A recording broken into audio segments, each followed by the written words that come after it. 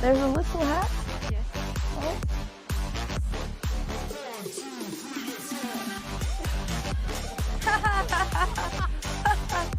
Andrea and Andreas! Andreas! We have you here! We have a girl gang. I've never had this in my life. This is very exciting, and they're all better than me at chess. I know a lot about wine, obviously. Drink it every morning. No, sorry, that's whiskey in Ireland. I confuse the two things. Bagge? Bagge. Burger? It's 30 seconds to a minute. Alex might lose her first match. You literally know one opening that's the Because it's to the memorize, best one. and you still It's actually very not complicated at higher levels. Yeah. Coats and accessories. Yeah. Oppa! Yes! Nerd! I understood that. So we made it to London barely. Andrea, molti che viene da America. All right, we're crossing the river, and there's Big Ben.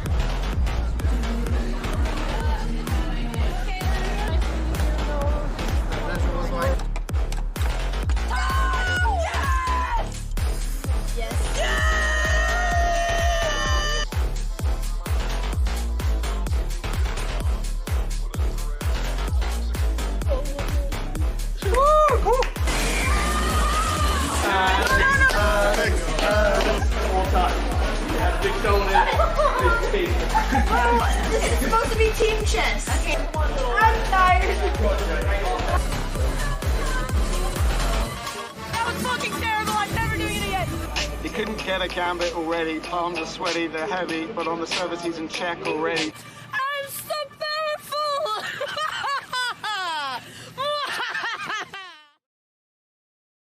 And we are here with Alex's best Norwegian friend. Get in here, Hammer. Get in here, Hammer. Welcome.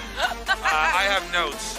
The legendary notes. Oslo Botez Oslo tour. Yay. What do you think about this work, Nick? Look at this framing. Okay, the framing is not great, but station to the royal palace. Okay. And it has all. We're here with Anna Kramling, my new Botez sister. Might even bring her to Dubai. Overhand shooting.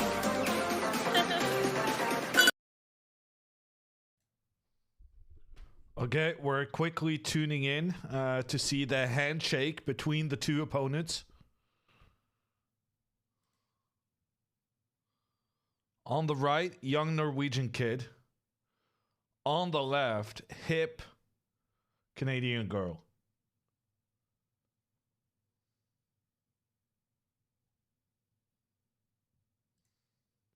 I may have missed the handshake.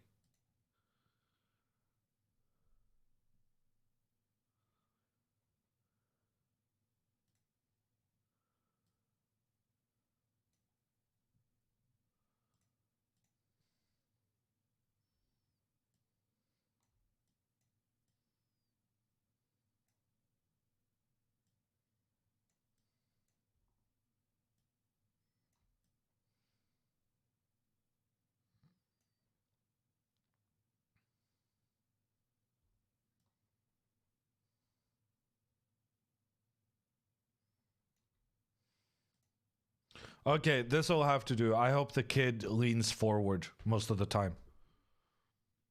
Welcome back, everyone. This is round 6 of the Reykjavik Open. Pondering with the white pieces. Alexandra Botez with the black pieces. Young Norwegian kid. Canada has scary young Canadian kids. Iceland has scary young Norwegian kids.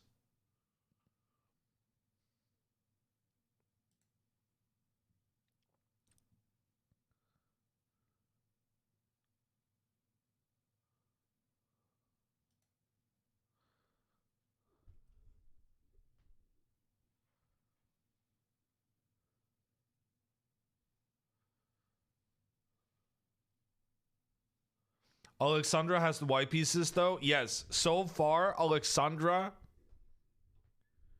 has won 2 out of 2 white games.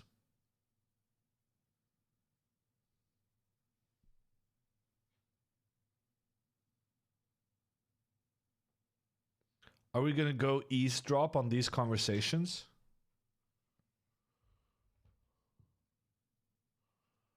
Let's try. Let's try to go eavesdrop.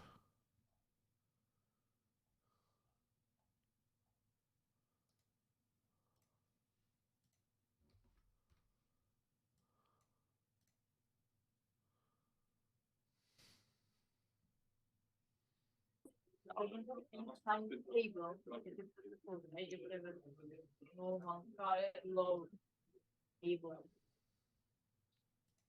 think maybe then we just do the same spot as yesterday.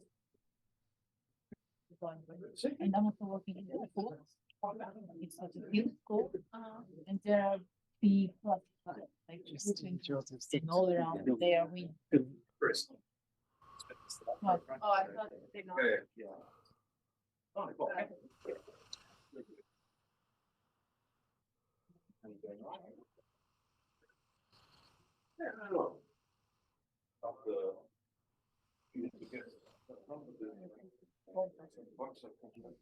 Who's she talking to? I have no idea. They're having some sort of a discussion. I didn't start my eavesdropping until it was too late. But in theory, I can go on this call and scream out the right move. The amount of power I have is quite intimidating.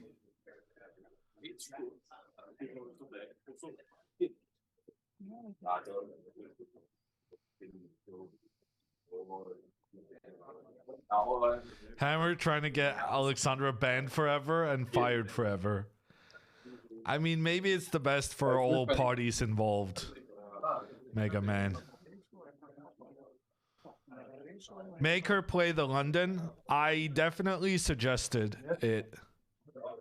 But for today's game, basically the pairings. They're starting.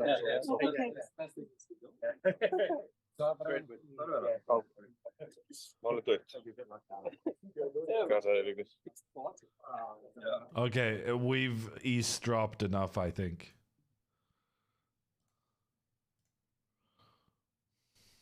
I have no idea what everyone was saying.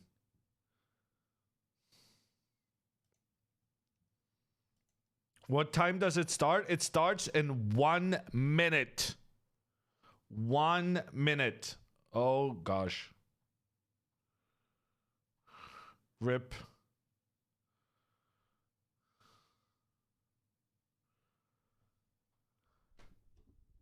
Hammer, what's your name?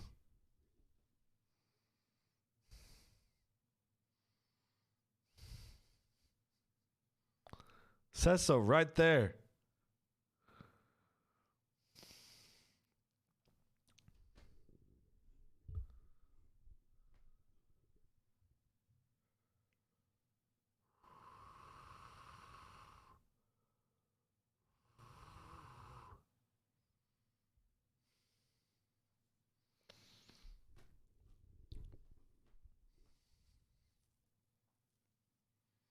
First name GM, last name Hammer. That's all you need to know, chat.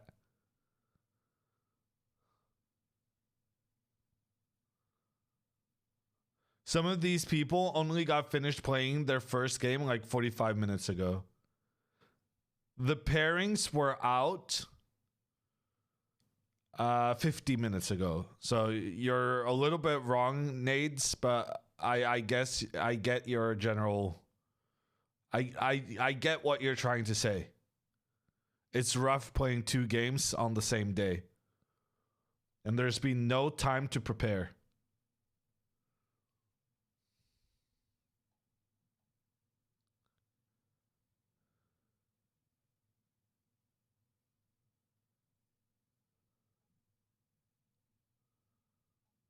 Why doesn't Arantari play?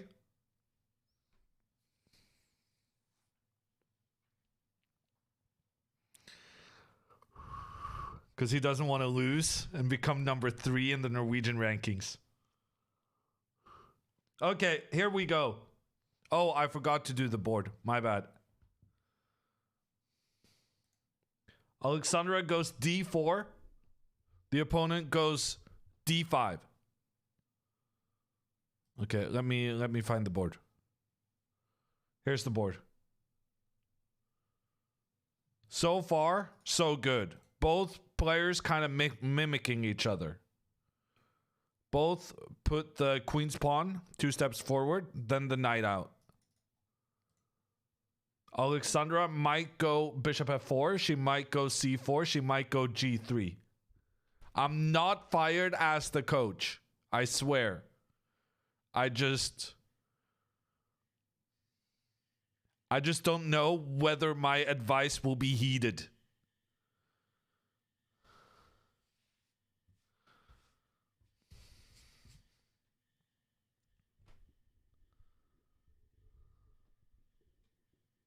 What was the advice? I recommended she play the Catalan.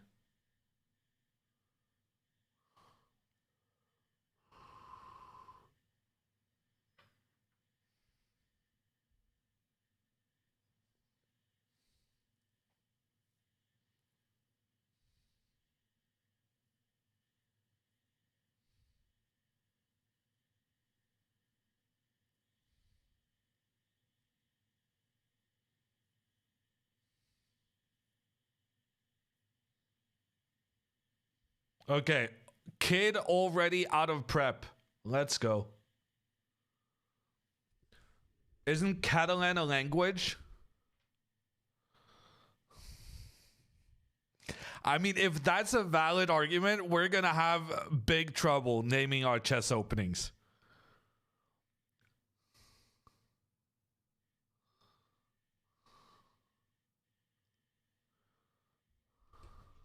Isn't London a city? What about the Spanish, the Russian, the Italian?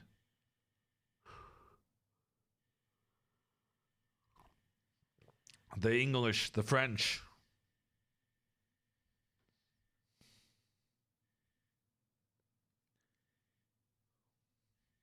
Has Alexandra ever beat you? We don't talk about that. You can go on chess.com and see our stats.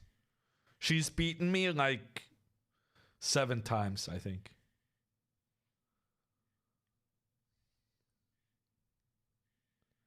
I've beaten her about 220.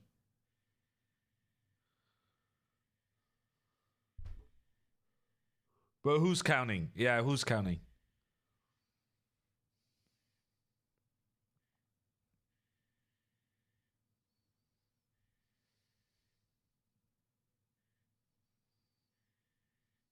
Kid is completely out of prep. He goes e6. Alexandra goes bishop g2.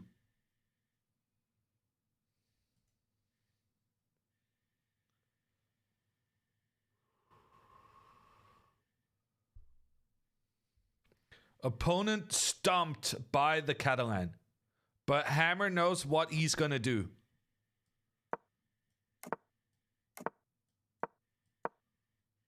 I guarantee it. Okay, never mind. Kid goes c5.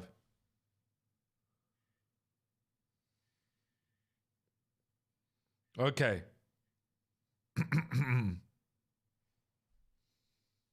Now we're out of prep.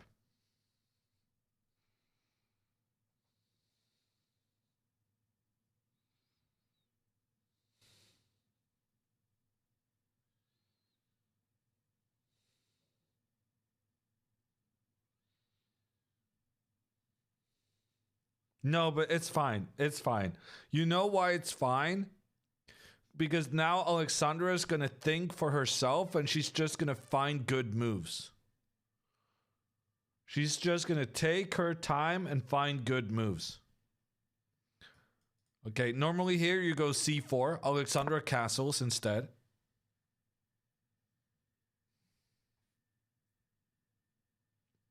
It's okay, chat. Eval bar, not too happy at first, but it understands now.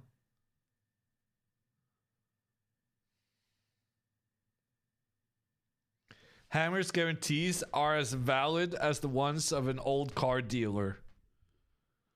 Speaking of which, I got some nice looking sweaters for you guys. Top notch quality. Soft and sweet. Some nice purple wooden chest sets as well. Nice and sparkly. Special price for you guys. Code HAMMER in the shop. Use code HAMMER for 0% off.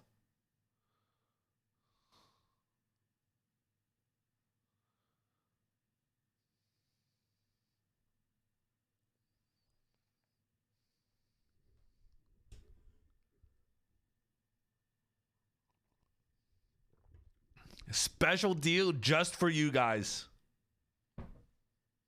Do you play on purple chessboards? I have not so far, KK. But I feel like my first time is just around the corner. Okay, he goes knight c6. Okay, I said Alexandra's out of prep. I lied. She's actually still in prep. Kind of.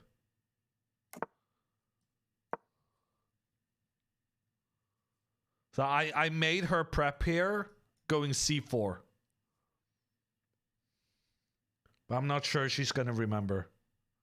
She goes c3.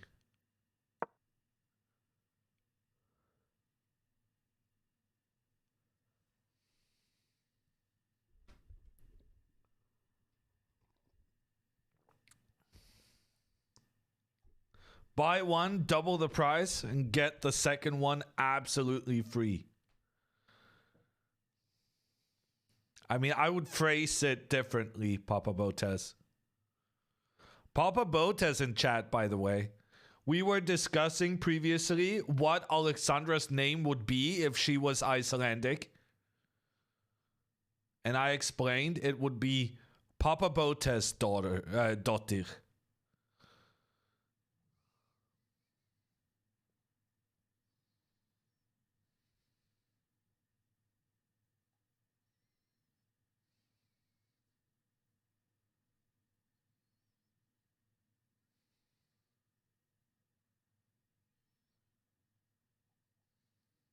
Well, she wanted to play. Well, I tried to convince her to play the Catalan, but she's afraid to sacrifice a pawn, which is kind of my bad. Like, how am I advising her to play the Catalan when she can't? She doesn't want to give up the pawn. It's not top tier coaching.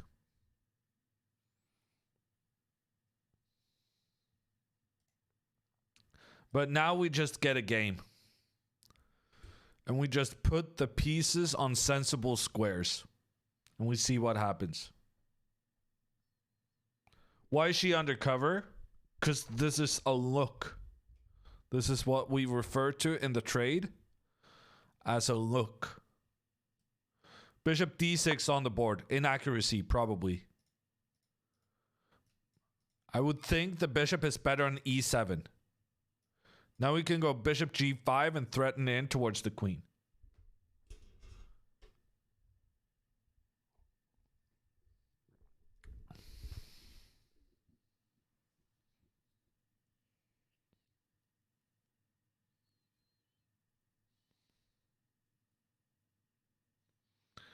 Inspector Gadget look.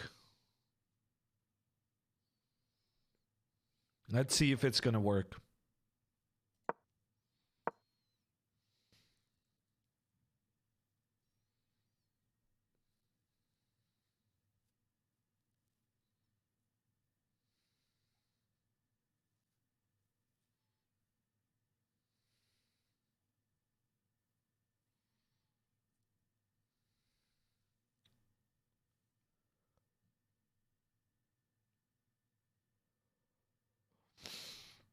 What's the logical score in a 10-game match between these two ratings?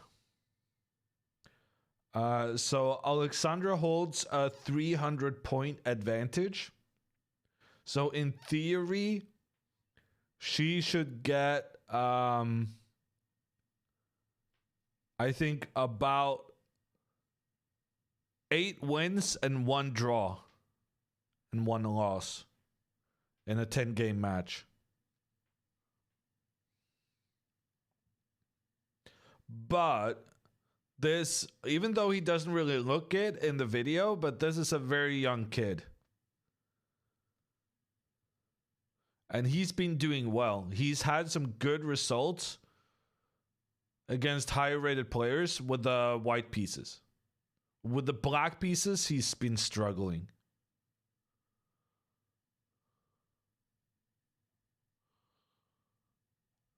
Papa Botez, I do think we may have to start calling it the lucky poker hat.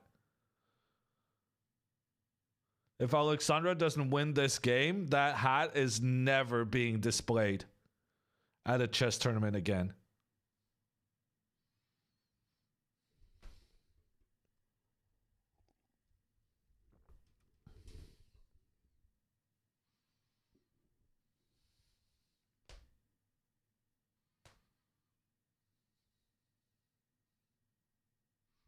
He drew against a 2034 rated player last round, says Virgil.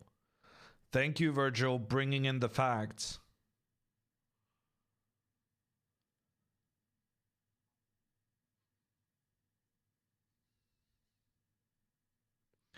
If I wanted to join a chess club, should I be advanced or does it work as a beginner?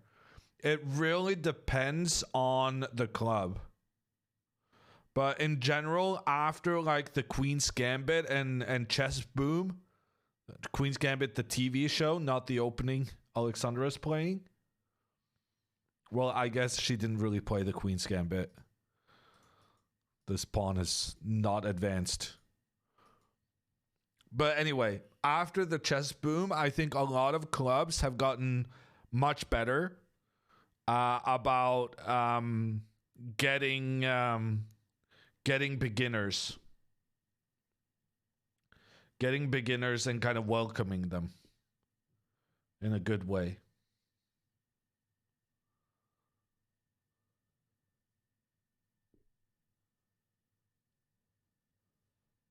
Without Hammer here, I would be sleeping right now. Oh man. J-Man. If I was not here, I would be sleeping right now.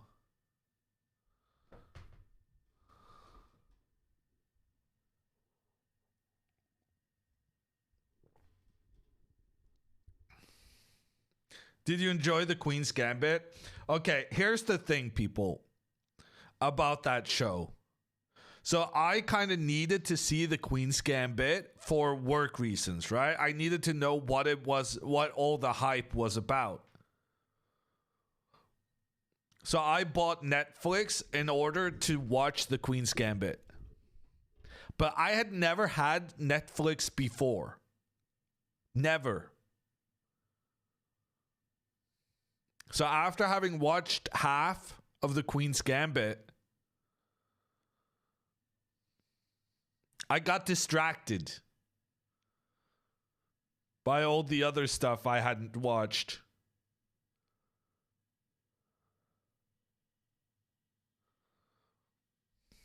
So yeah, I never got around to watching the second half.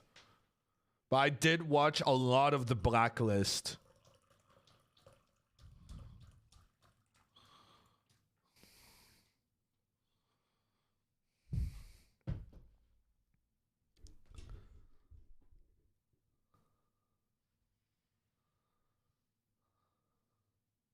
End of the show is not great.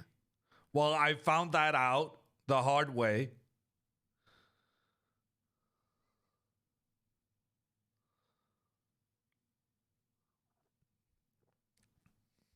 Wait, this Evan heter han.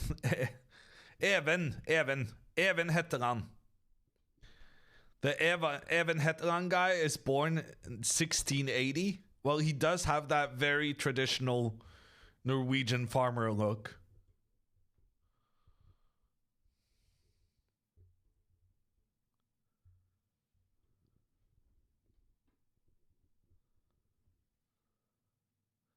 Kind of well downhill after season 4. honestly, I didn't like the whole like season 2 plot, and I thought it got better like season 3, season 4, and then it fell off with the pandemic and everything at the end. Is it normal to see a chessboard in the ceiling? No. What about queen to a4? Well, basically, okay. So here, the computer is saying the best move for white is to go c4. But the thing is, Alexandra could have gone c4 here. And I have no idea why I thought it was a good idea, but I've been trying to recommend to Alex to play the Catalan. I think it's going to suit her very well. But she's so scared of losing a pawn that she never plays c4. And c4 is like the entire justification of the Catalan because you want to try and open up the diagonal for this bishop to point down. Right now, this bishop is being blocked by the black pawn in the center. So we want to put as much pressure on that pawn as possible. But having played the way she has so far, it's not that big of a problem. You go bishop g5. The guy is going to have to play h6 at some point. You take, go knight d2. Oh, yeah, I forgot that pawn was a problem. Okay, so basically, if you manage to get this... this guy's still under attack. Yeah, okay. Well, it's just a position.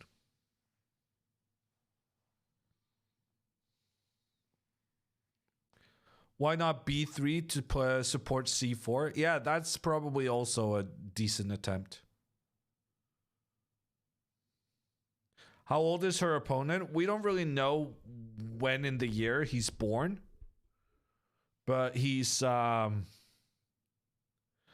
born in 2009?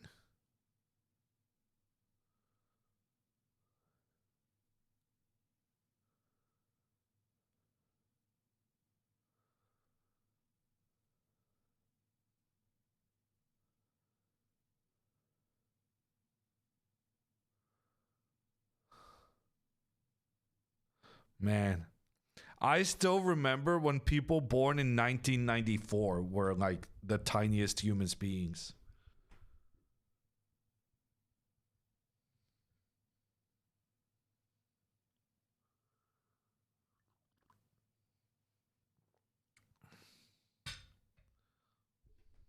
Boomer, yeah. I kind of gave that away.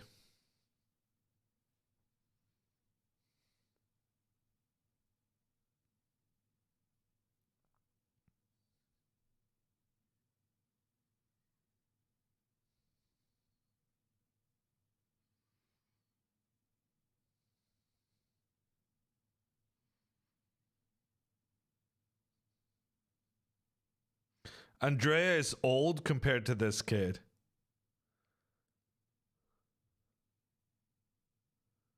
Yeah, I guess I've actually gotten used to Andrea being old. But there was a period like 2 years ago. Man, I couldn't believe it.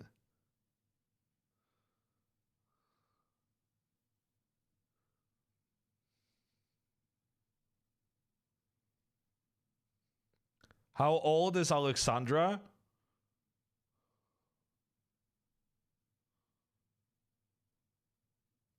Take a guess.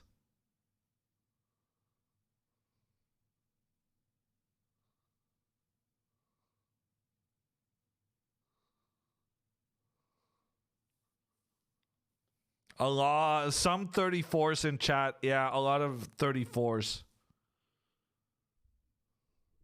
I will give you a hint. She has a birthday in September. And then you do the math.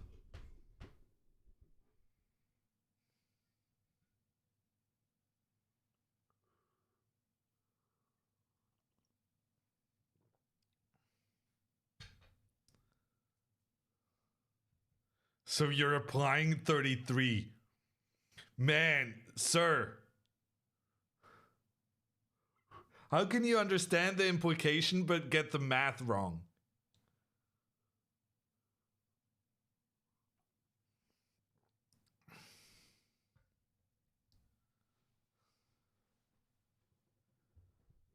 I spot a cramling. Yeah, she's back there. Girl gang, all on the same number of points. Except Dina, who beats Grandmasters. Speaking of Dina, let's stop by.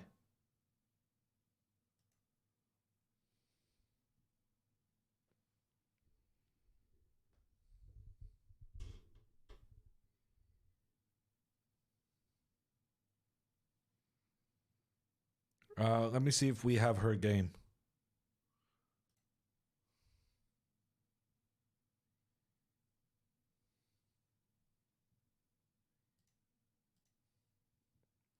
Okay, here we go. Dina in her chess sweater.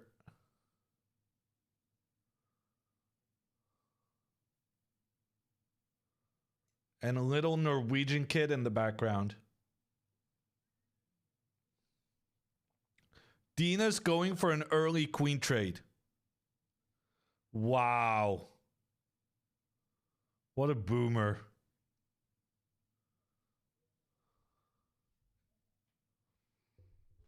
This is the kind of boring play Hammer would do.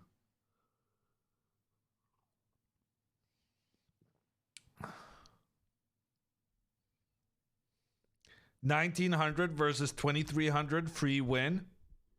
I think Dina's liking her chances.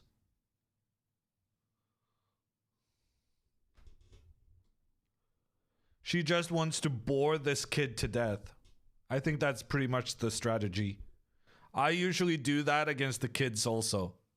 When I play like a 13-year-old in some blitz tournament, I just trade the queens on move 3. They have no idea what to do.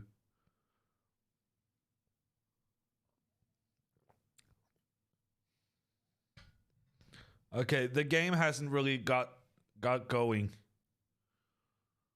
Dina going for the early queen trade, but that's about it. I wonder if the trade is made. I wonder if she takes back with the pawn. Yeah. Engine likes taking back with the pawn in these positions because then after bishop d3 e3 you get this pawn structure and the pawns are working decently together with one another.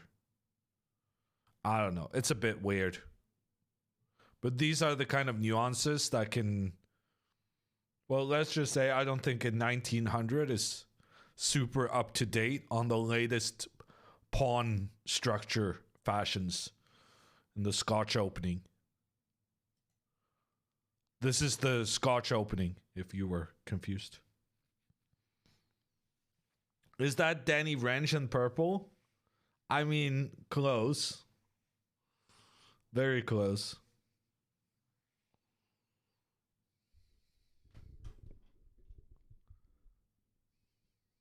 I'm pretty sure these days Danny Wrench is all green. Did you guys see the Daddy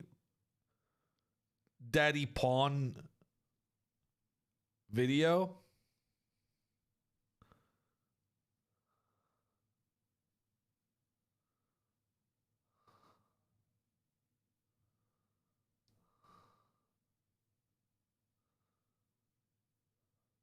What? Yeah, I think what is the correct response to that? I wasn't sure how I was going to describe it myself. If you haven't seen it, you may want to check it out. It's It's out there. I think that's what I'm gonna say. It's something. It's not good, but at the same time, you can't turn away.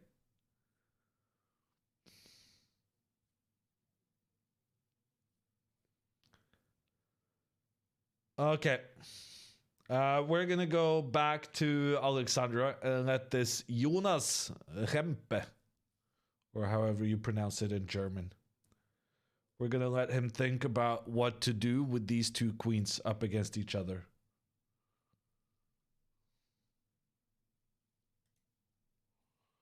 And we're back.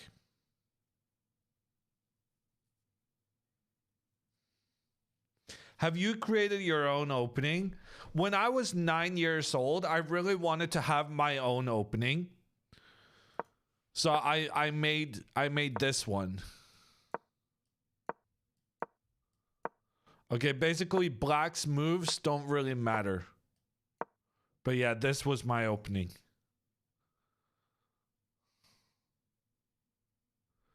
Needless to say, concepts such as development and central control were a bit foreign for me. What did you call it? I don't remember.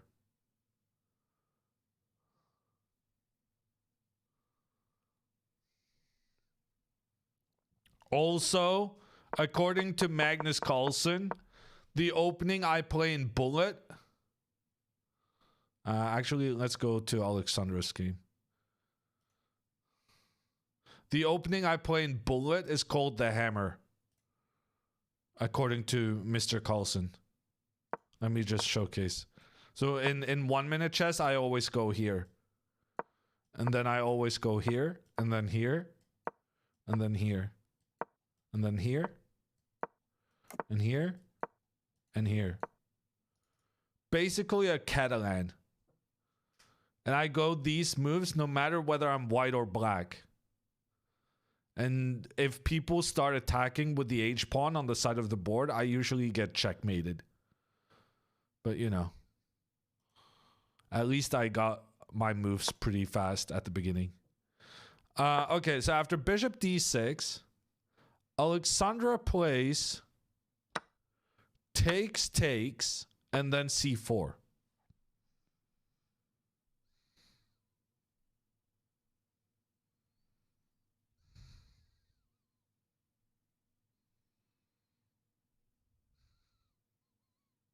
Yeah, that's fine. We wanted her to sacrifice this pawn. The way she did it was somewhat unorthodox, I think is fair to say.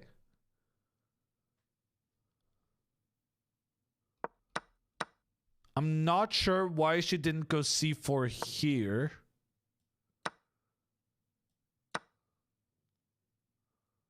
But whatever. This could have transposed. But anyway, now if this pawn is captured, look at the eval bar. Look at the eval bar. Alexandra sacrificing pawns in the Catalan as if she's never done anything else in her life. Look at her go.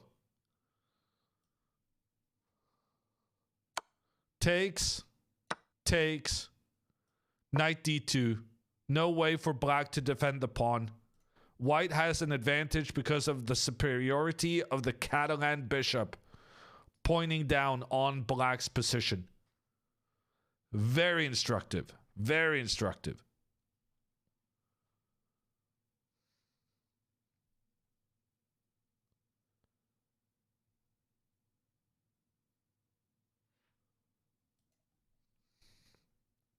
So, engine wants black to go d4.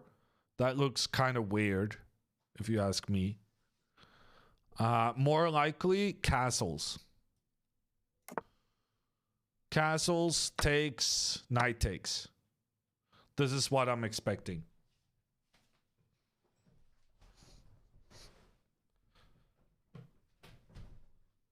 Never too late to play c4. You're right, Crane. Sometimes you just gotta admit your mistake and push forward. And that's what she did.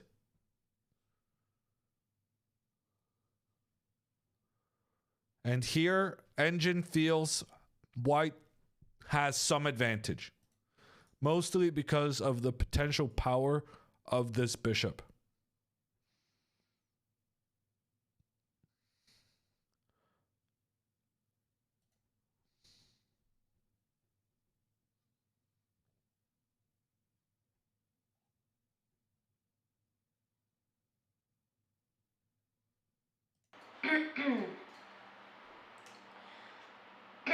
Hello, it is I, Andrea from the future. I have time traveled to send you a very important message, and that is that today's stream is brought to you by Coinbase. Coinbase is the most trusted and secure online platform for buying, selling, trading, and storing cryptocurrency. Coinbase provides crypto beginners an easy platform to not only trade cryptocurrency, but also provides educational resources. Brought to you by Coinbase. I have been giving an Andrea warning previously, but people in chat were saying thank you for the headphone warning so that I could mute.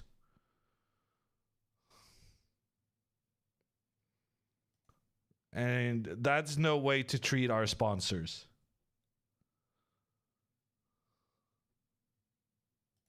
Pre-recording equals from the past, not the future. Well, you're welcome to try and convince Andrea of that. I once tried to convince her that I was right and she was wrong about a chess position. A game in which I am a grandmaster since age 18. And she's the Canadian girls under 8 champion. But she was lecturing me on how I was wrong and misevaluating the position.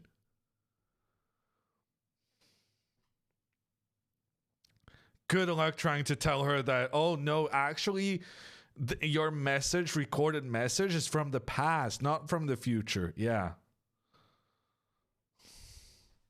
With Andrea, you got to choose your battles. That's not one I would, yeah.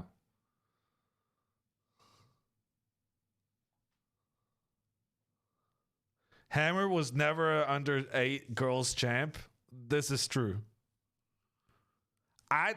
Actually, as a matter of fact, at age 8, Andrea was probably better than I was at that same age.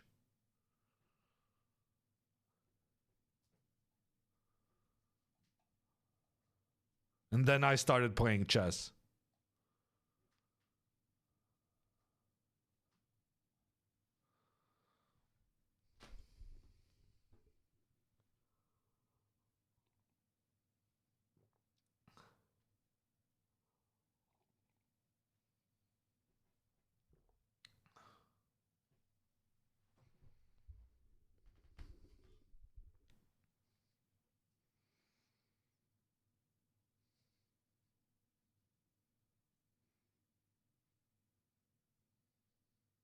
It's never too late, Hammer. Don't give up on the girls under 8 dream. I haven't.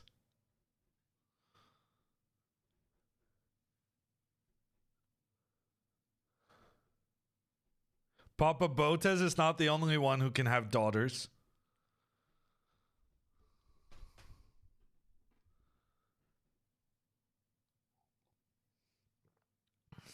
But imagine a daughter coached by Hammer instead of Papa Botez.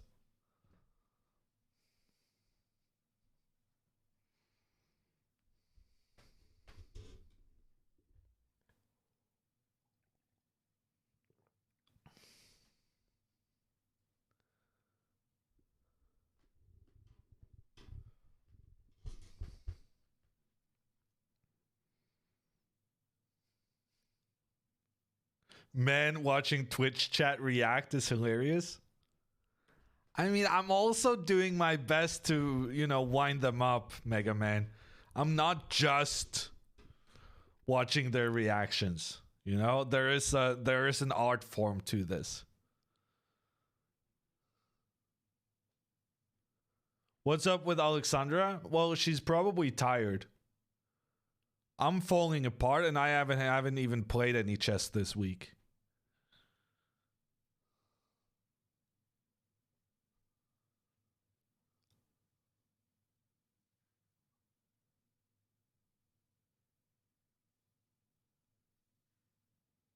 How's her lucky hat doing?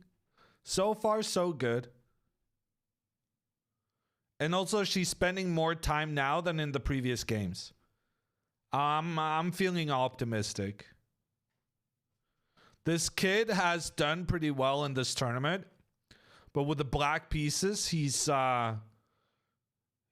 has had 2 losses. 0 points out of 2. Hammer, what's your favorite opening? The Berlin Wall.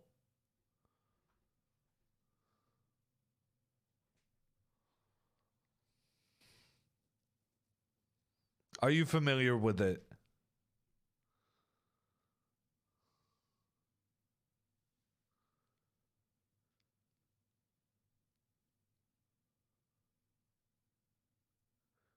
We are? Yeah.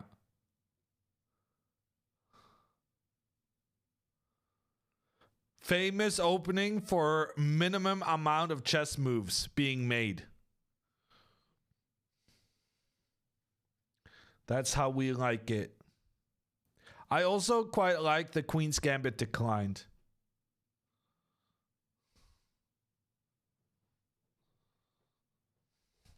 So your favorite opening was smashed 35 years ago? He doesn't know.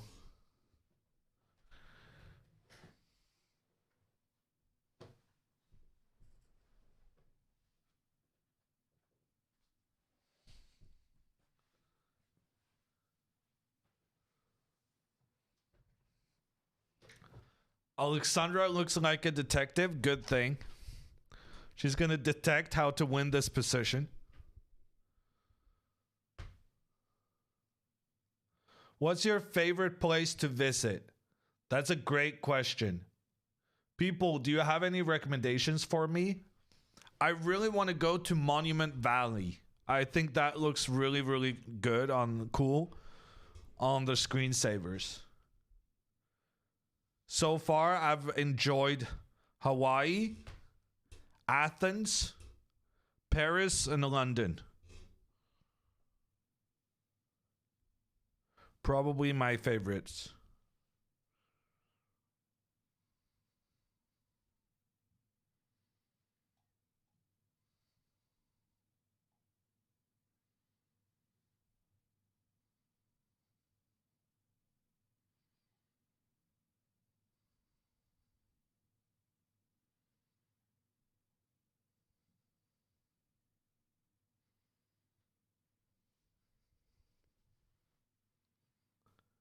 Visit Iceland? I've been to Iceland a couple of times. It's very majestic. Is that in Montana? No, Monument Valley is Utah. Southern Utah. Ever been to Australia? No. I hear you have a lot of animals. Not a big fan. Do the players get more time after 40 moves? They do, but so far, none of Alexandra's games have gone past move 40.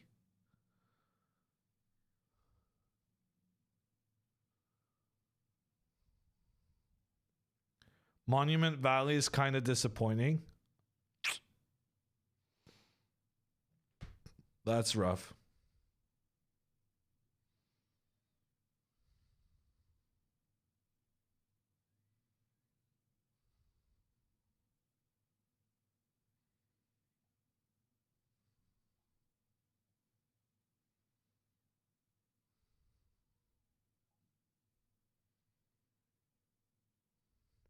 Why would you, as a Norwegian, buy a Swedish chair?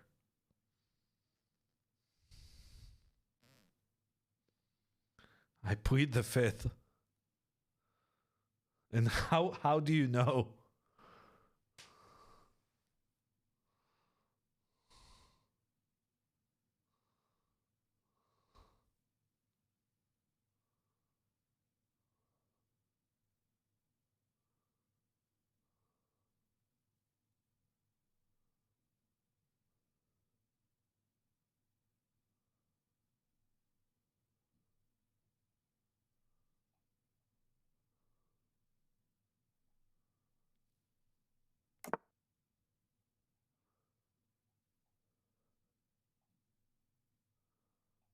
Okay, we gotta move.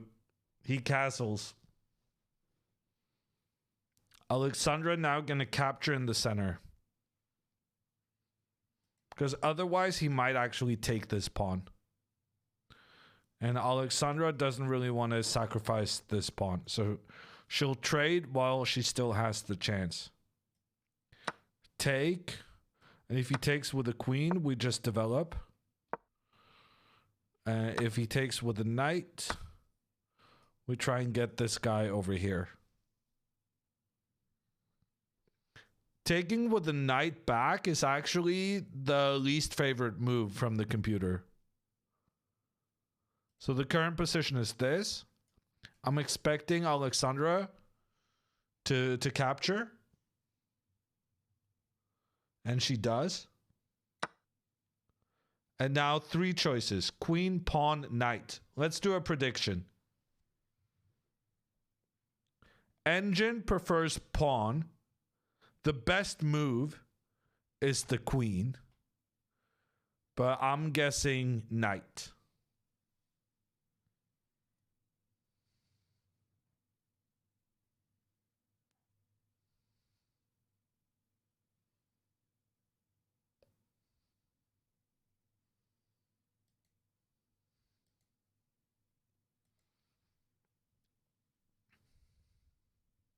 Best move better than the engine move? Yeah. Engine doesn't kind of realize how unpleasant it is to play with an isolated pawn. So if you take back with a pawn, this becomes isolated. It's a chess term. It means that the pawn cannot be defended by other pawns, that it has no pawns next to it.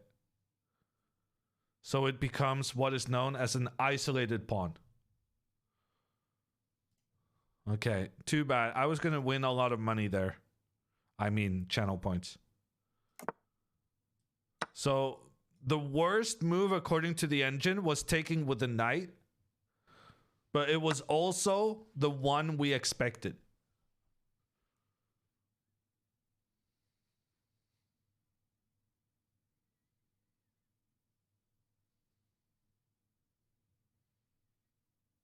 How do you make different colors? Alt, Control, and Shift. So red and yellow arrow. That's the first thing. But then if you hold Alt, it's blue with blue. If you hold Control, it's red with yellow. And then Shift is green with green. But those are all the colors you have. Okay, Queen C2 on the board. Makes sense. Trying to attack the bishop. I would expect the bishop to retreat. And then Alexandra will probably play Rook D1.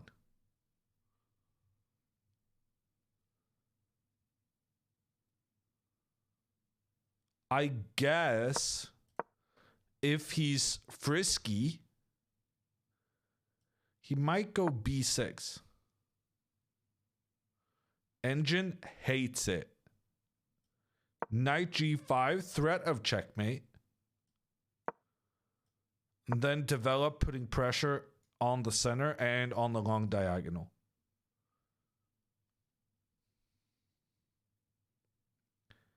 We've gotten a decent position out of the opening. White's pieces are slightly better placed. We would like to get these 3 guys into the game.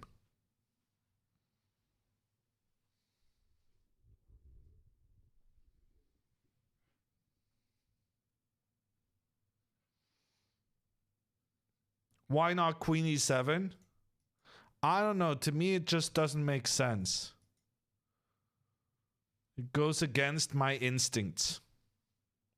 But then again, Evan, while he is Norwegian, He may not have developed the hammer-esque instincts just yet.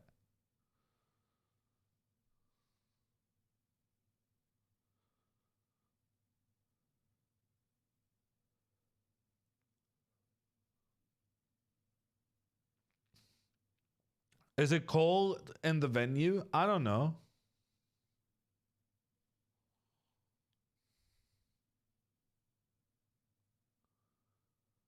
I hope it's cold enough that you can comfortably wear the BotezLive sweater. For this round, I'm wearing the white one with the Botez logo on the sleeve and our pieces in front. Very elegant.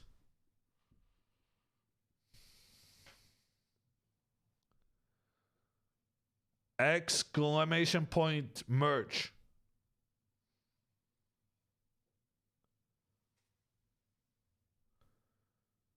To check out the store.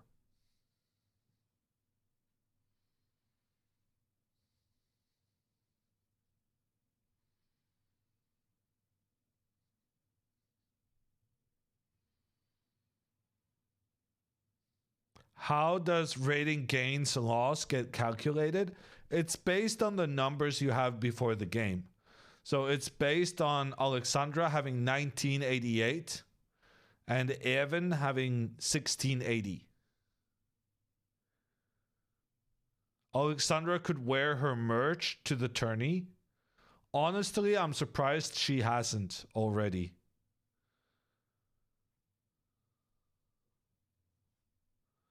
Why is she wearing a hat? It's her lucky hat. She felt in need of some luck.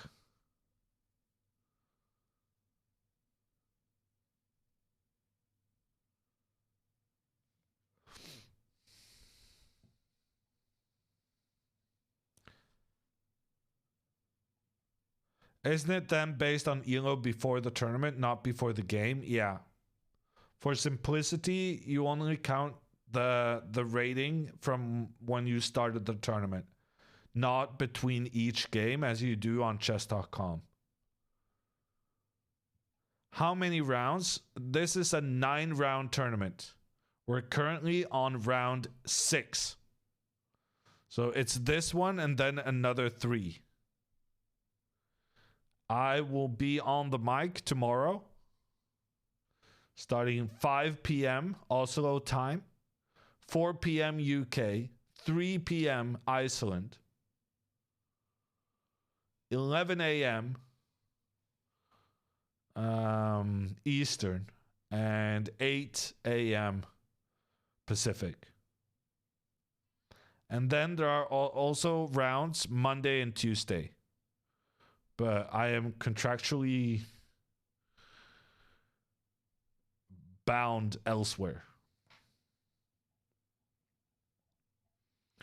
Castle Kingside coming in with a 3-month prime. And nodding affirmingly at the players, since they have both castled Kingside.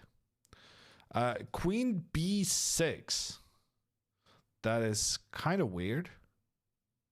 Engine doesn't hate it, if I'm honest with you. So what happens now if we try to attack? Okay, Engine recommends going back, but then we can move here. This looks quite good for white.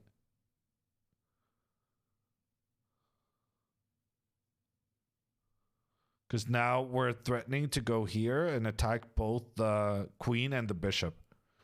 The queen and bishop, to my mind, it doesn't feel like they're working very well together. So I'm hoping for knight to g5. Also possible, knight to c3. And then after trade, we should take back with a pawn. Then we control these 2 squares that the black knight wanted to use. And we also have rook b1 to put pressure down towards the queen.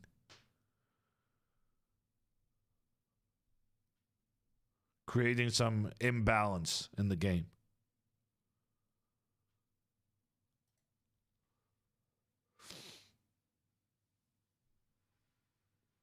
What is Evan even thinking? Yeah.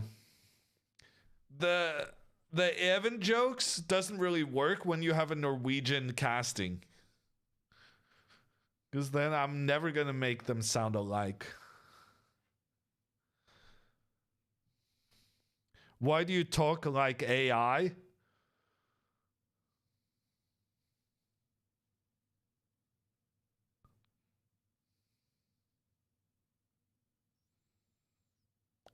I would be careful saying stuff like that.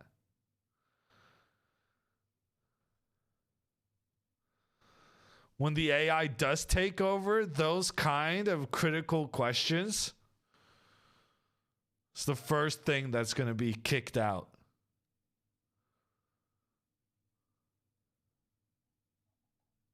For the moment, I'm just, you know, the test version.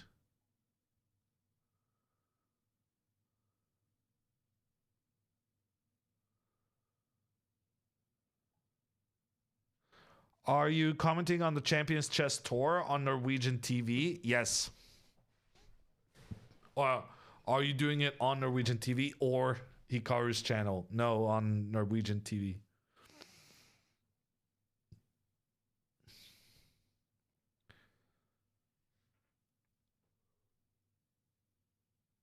Oh my god, I'm so tired.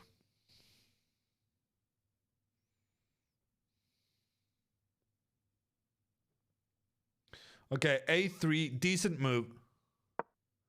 This is fine. A3 taking control of the B4 square, making sure that the knights cannot jump forward and attack the queen. Bishop D7 now, the only sensible response, trying to get the pieces out. But you know what they say about bishops placed in the center? Bishops in the center point towards the edge of the board. So you would rather actually, and this is only true for bishops. You would rather have the bishop towards the edge because on the edge, they point towards the center.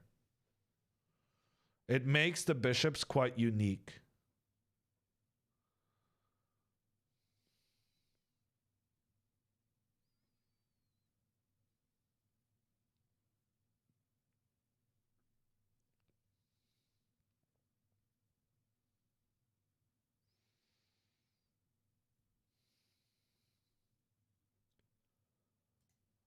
Also possible, Alexandra is quite clearly wanting to go b4. So basically, if bishop d7, b4, bishop goes back, then bishop b2, and we have these pieces pointing down towards the black king.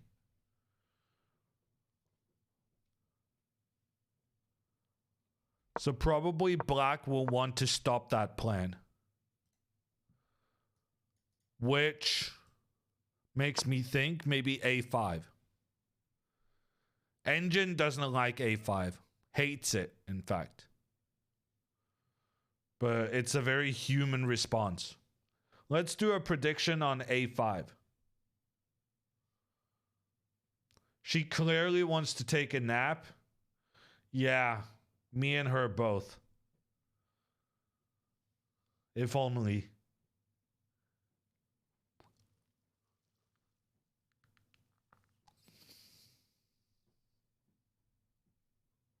My yawn was bigger.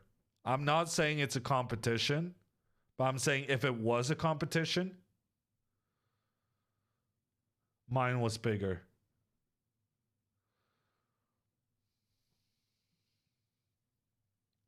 We're fine, chat.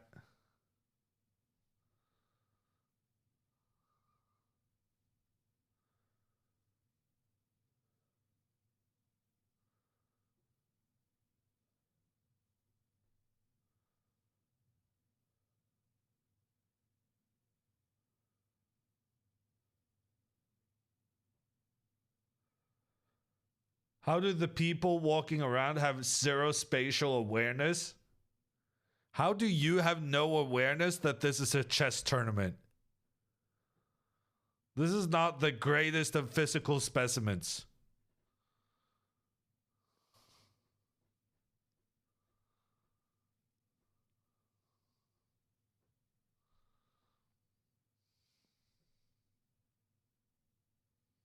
Is the girl in the back Anna? Yeah. Anna Kamling now featured her opponent making a move. Oh no, actually I'm doing commentary on the feed from. But yeah. With her usually blocked by Alexandra, but now visible on the camera. Miss Anna Kamling.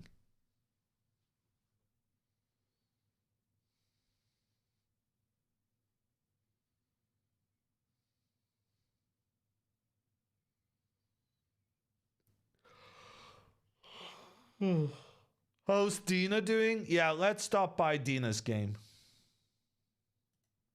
Let's switch over and see how Dina's doing.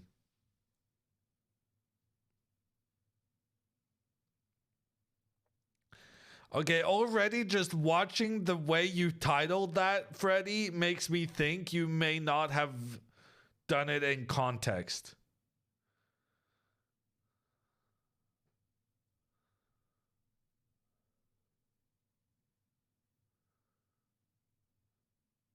I'm pretty sure I say my yawn was bigger. I really hope I said that. If I said mine is bigger, then yeah. I can see why you would clip it.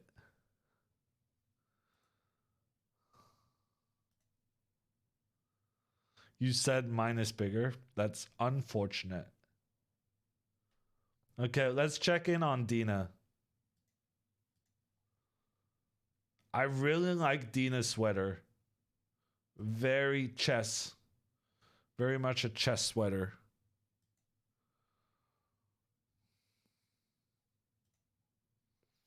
Okay, so Dina is much worse according to the engine. Not really what I expected to see.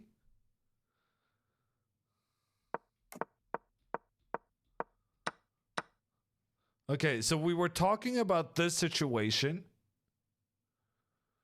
when the queens were up against each other, and I said after queen takes queen, I think very often in these positions you take back with the pawn. And there's some theory that taking back with the pawn is in fact better for white. And she did. And then after knight e7, instead of playing bishop e3, which gets this favorable pawn structure we talked about, Dina played h4. And after d5, rook g1 castles. Engine says she's better, but after knight d2, Engine suddenly says she's much, much worse.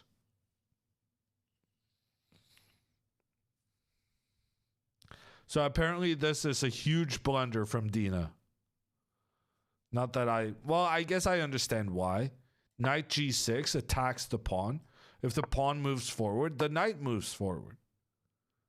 Attacking the bishop, attacking the pawn. And if the knight attacks the bishop, then the bishop can move back and protect the knight. And this knight is going to be impossible to dislodge. Such a well-placed knight for black. And that's a problem for Dina. That's a big problem.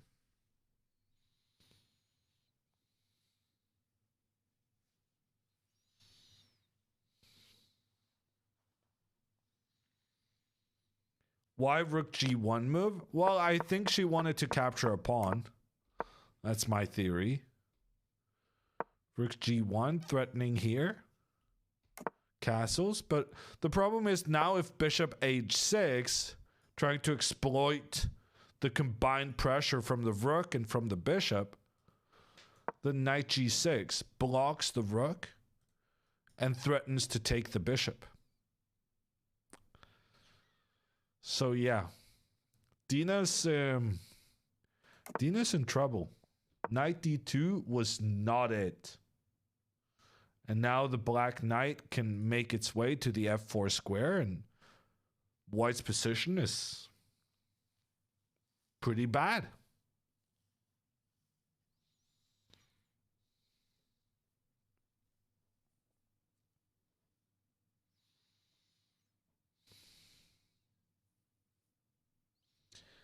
Okay.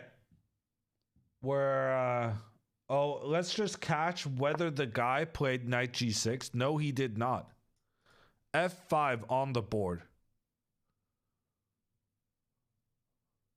Maybe not the most accurate move by black, but still a decent move. Okay, this game will be interesting to see unfold. Knight will attack, bishop will go back. Dina maybe will sacrifice her pawn in the center, but in return she gets this nice placement for the knight. Difficult to call, difficult to call. I would say probably black is better still, even after this one, which the engine didn't like that good. Okay, we're moving back to Alexandra.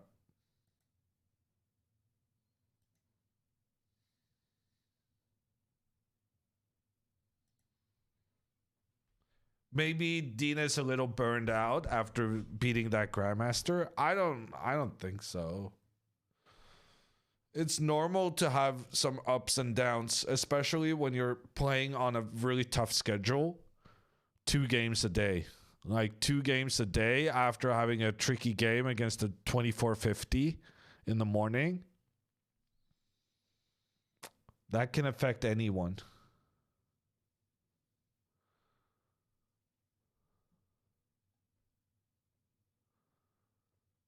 Evan never played A5. I'm pretty sure it's what we're coming to now, Gerber.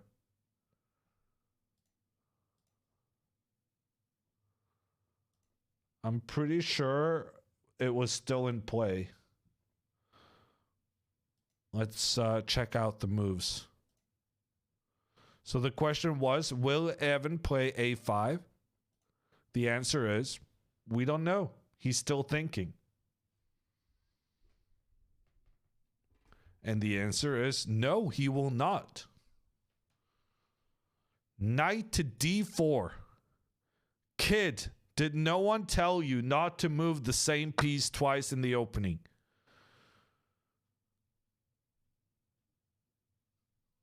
This is not how Norwegians are taught to play chess. Okay. Knight d4 is not that bad of a move, to be honest, because now this bishop is really annoying, pointing down on the b2 pawn. The most sensible moves for Alexandra would be... Oh, no, she cannot go rook d1 because she needs to protect here. So the most sensible move would be knight f3. But then after bishop d7, the knight comes to attack the bishop. Rook comes to attack the queen. Queen attacks bishop. Bishop goes back. Ooh, and then e4. Nice. Nice. 2 black pieces, both on the same file. The white queen pointing down on them, giving white the advantage. We would love to see this.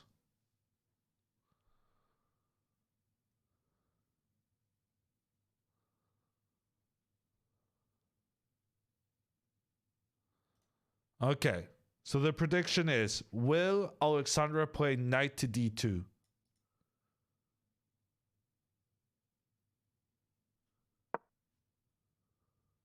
Okay, the answer is no.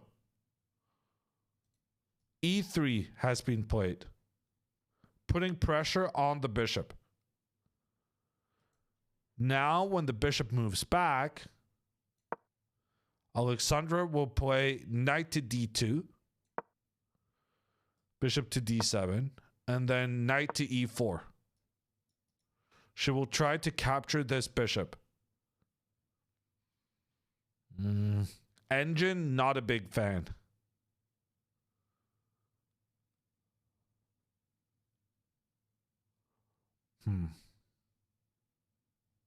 But she is respecting the bishops.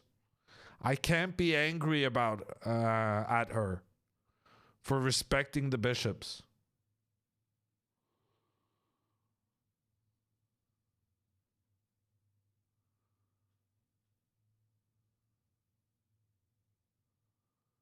E3 is a terrible positional move. No.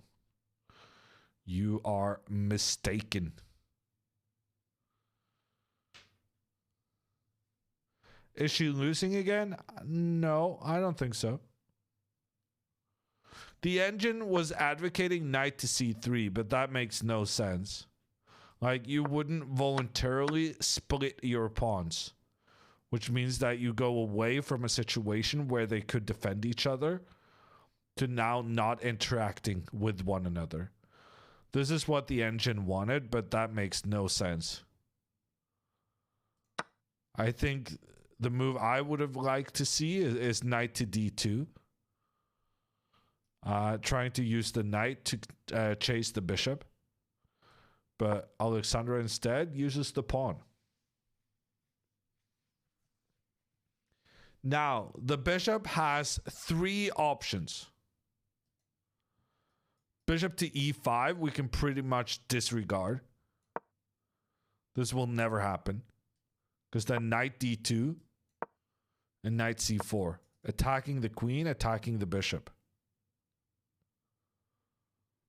So we don't want to put our bishop on an undefended square.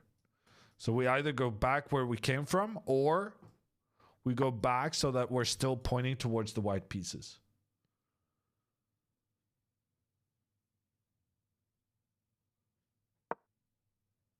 Wait, what is happening? Why are they playing so fast? Oh, e4. Yeah, e4. Good move. So first, she chases the bishop back. Then she attacks the knight. Now the knight has to go back. That seems sensible. But this bishop is actually quite annoying. And look at how this knight was chased away, but it's actually trying to come back to the d4 square. And now Alexandra's problem is that she put her pawn in front of what's supposed to be her great asset, the bishop pointing down the board.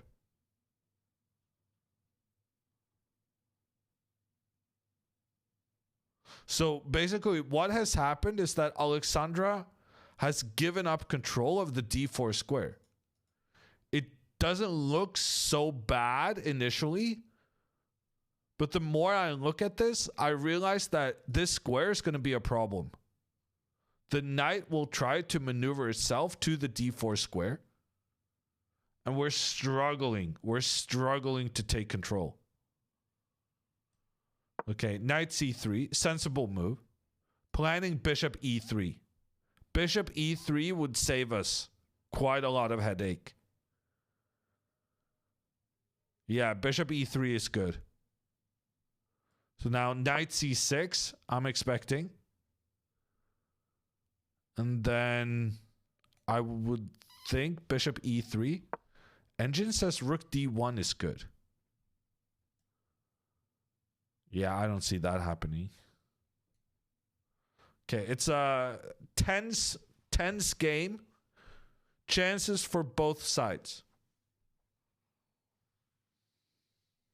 f4, e5. We would love to push these pawns up. The problem is right now the black queen is pointing down towards the white king. So we're unable to push the pawns forward. That's one of the reasons. So basically what we're hoping is going to happen is bishop to d7. Bishop to d7 would be a big mistake. Because then Alexandra manages to organize her pieces very nicely. This bishop will come out and attack the queen. The queen will move.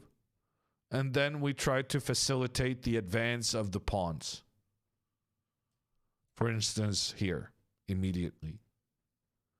Try and shut this bishop out of the game.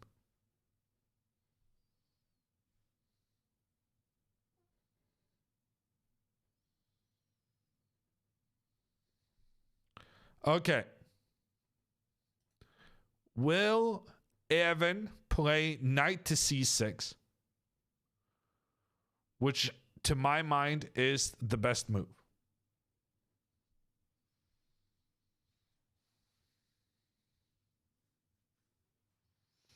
Okay, I'm going to take a little break and we'll make a prediction for knight to c6.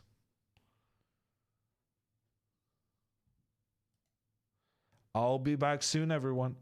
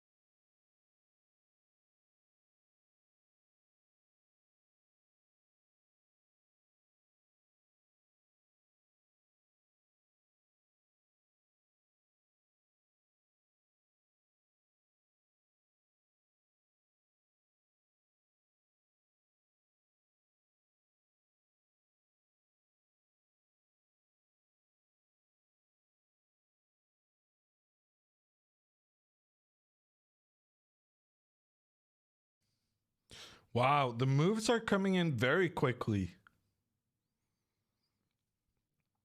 I guess Evan is getting a little bit stressed out about Alexandra's pace.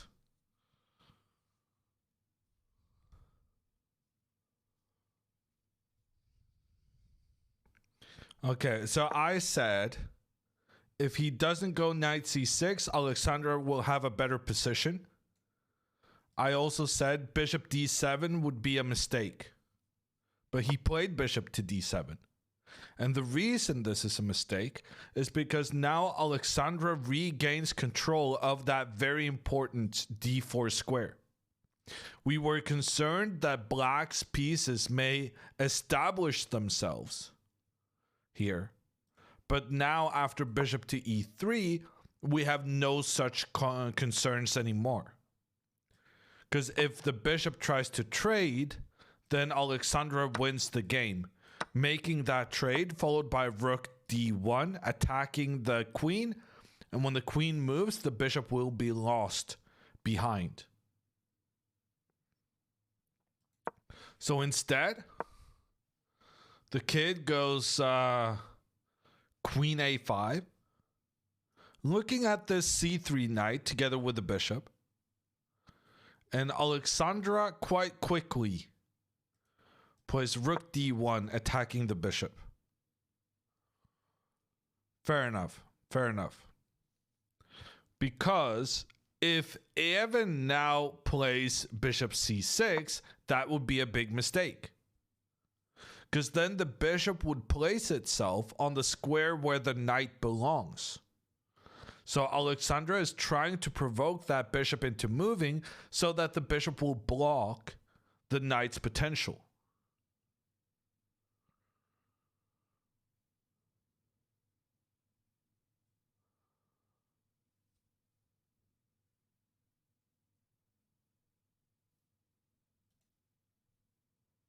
But that's why the best move is rook d8.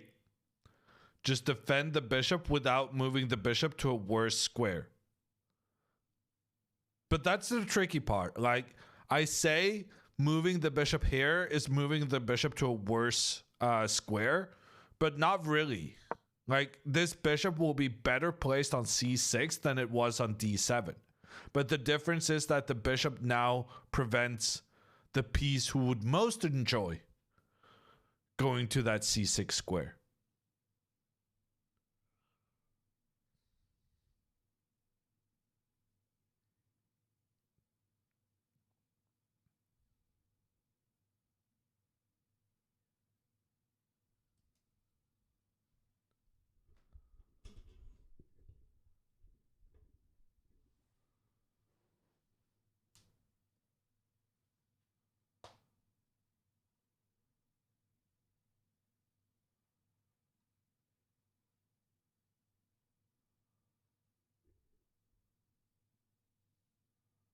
Okay, just to clarify, chat thinks the 13-year-old boy looks like XQC.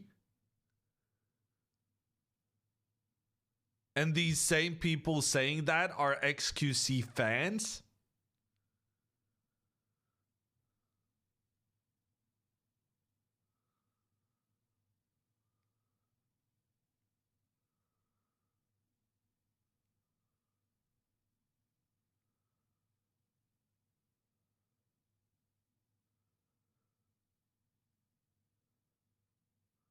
Okay, I'm just checking. I'm just checking.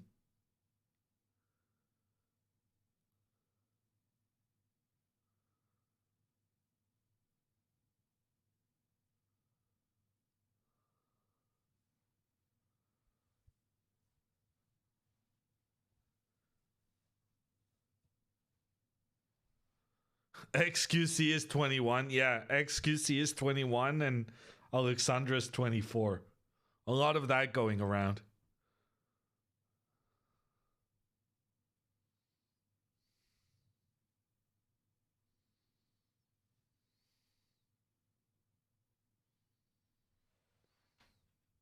Botez looks bored. To be fair, she is playing a second chess game of the day.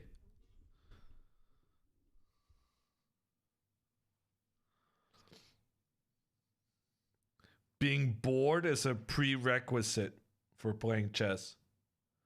What's Alexandra's record in the tournament so far? She won 2 games and she lost 3. Supposedly Dina's opponent blundered. Yeah, we will check that out.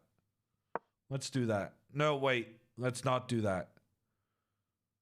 Evan has made a move. Rook to d8.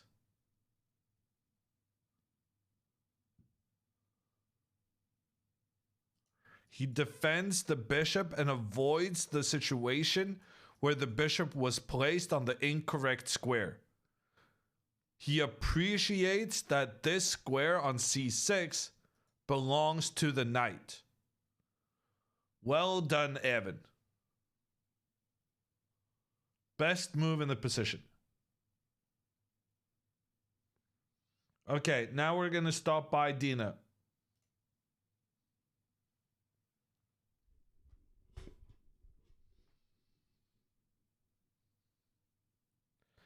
Bishop a4 next for black? No. Bishop a4 is not possible. Well, it would be good if, you know, you could attack the queen and the rook. But the white knight, together with the queen, is controlling the a4 square. No such luck. Okay, reports say Dina's opponent has blundered. Let's go check it out. We got to bring up the position as well.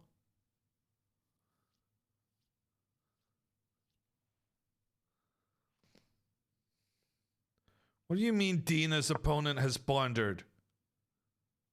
Dina's down a pawn.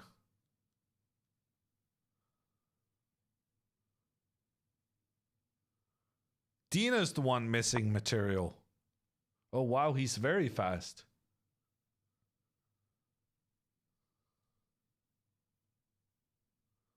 Did Hammer apply for the chess.com CEO position? I mean, I was considering it till I remembered what day it was.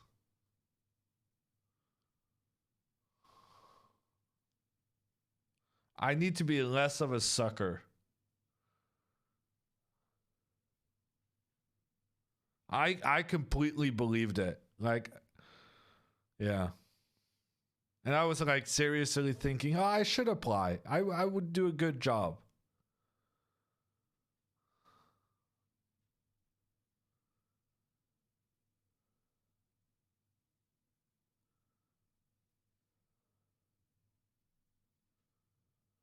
Okay.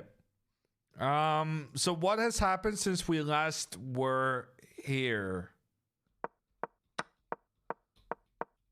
So after this f5 move, Dina played e5, trying to prevent the black knight from reaching the f4 square by preventing the bishop from having influence on the f4 square. If Dina's opponent here played f4, Dina would be completely and utterly busted, as far as I can tell.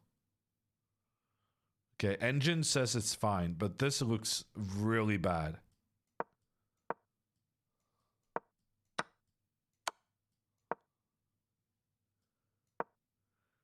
You're really going to tell me that this is fine for white?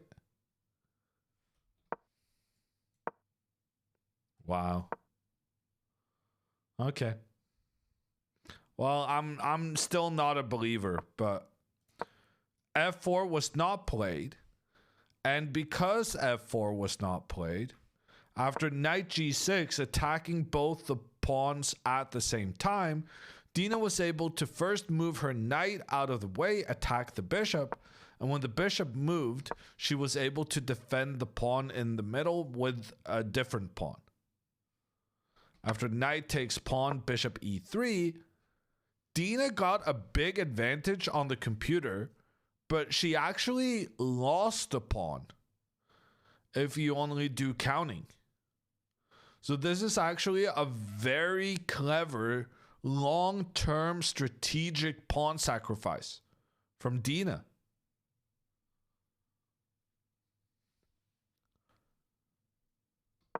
Okay, and after rook d8, now bishop c5 is no longer possible because then you can trade and you can go after the pawn on f4.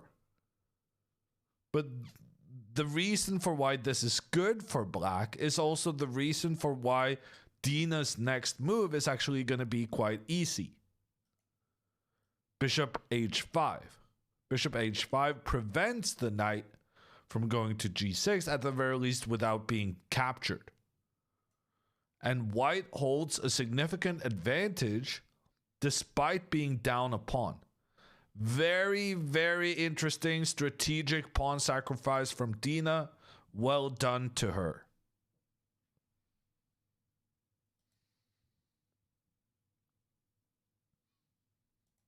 Okay, we're going back to Alexandra.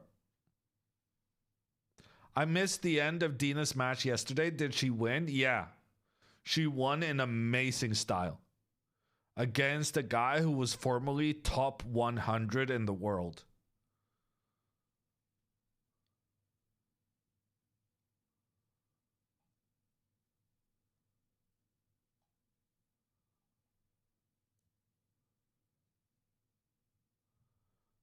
Okay, we're gonna drop over to Alexandra's. We just need the camera to switch.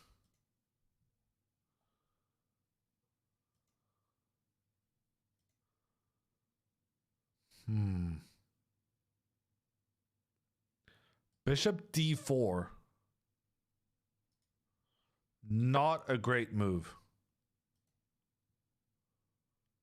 So Alexandra didn't like this bishop pointing down on the position, and in particular the knight on c3. So she goes bishop d4. But now she's giving away a lot of her dark square control. And after bishop takes bishop, rook takes bishop, knight c6, black is gunning for that d4 square. The knight goes back, the bishop goes back. And white's bishop is being blocked by their own pawn, while the black knight is trying to make their way into the d4 square. Ironically, by playing the bishop to the d4 square, we made that square much, much weaker. And there's a very logical reasoning for why. Here, when the bishop is not on the d4 square, the bishop is controlling the d4 square. But once you move with your piece to the square in question, your piece is no longer controlling that square. A piece does not control the square on which it is standing.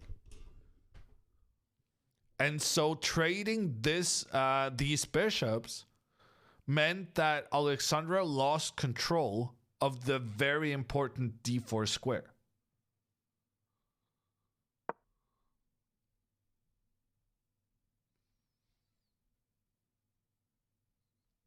This is going to be a tough game to win.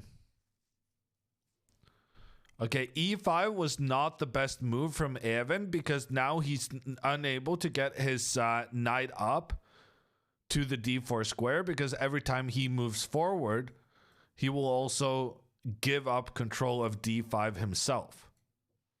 That being said, after, say, rook back, black's position is not much better, but at the very least, slightly better. Because the white bishop is being blocked by its own pawn.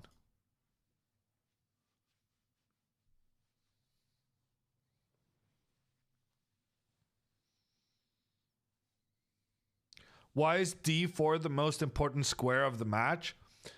Because the d4 square is a square where black can get their knight. And it's also a square where white is struggling to dispel the knight if it were to come there. So let's do a thought experiment. I go with my knight to c6, trying to go to d4. And now if white does the same, goes to d5, just like black goes to d4, then in this situation, the black knight is impossible to chase away. There are no pawns that can attack it.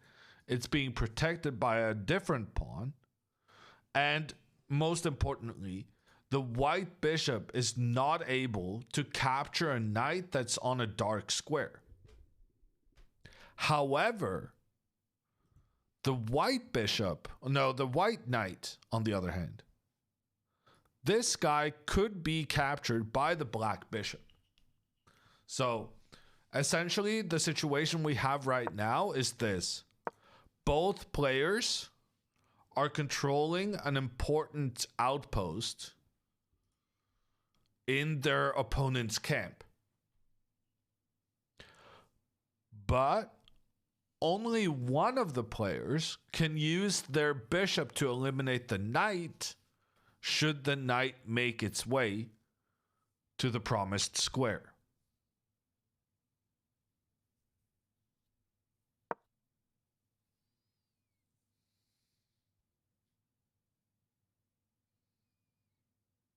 Okay, now Engine is saying white is better again. And now Engine says black is better again.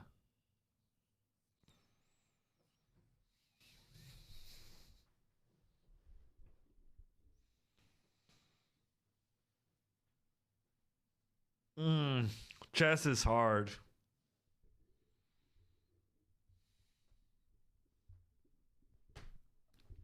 Okay, so here Alexandra was given an opportune moment to go knight d5.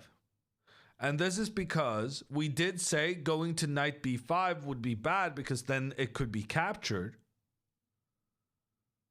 Here, number one, if it's captured multiple times, black loses because there's so much pressure on this bishop, and if the bishop moves, the rook is unprotected behind it. Okay, so Alexandra should have moved this knight to a square where the knight was poorly protected.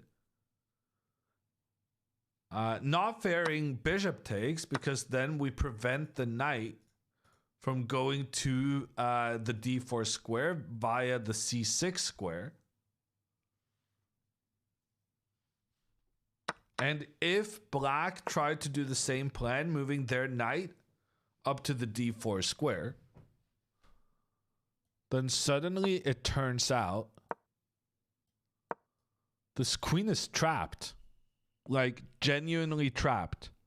Nowhere to move. So that would have been pretty cool.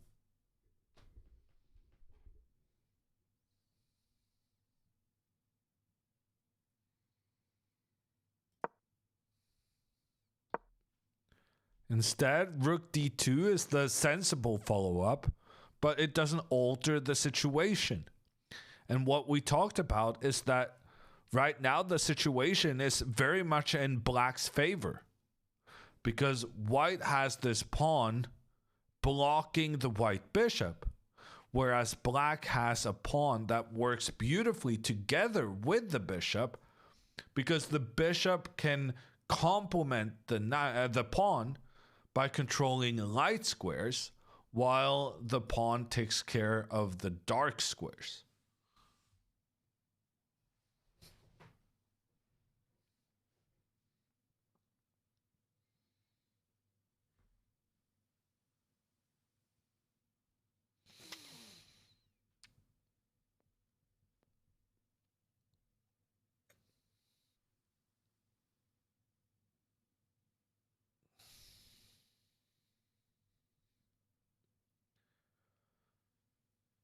What move are we on? We're on move 21. Anyone else been up since the first game today? May want to do your yoga stretches.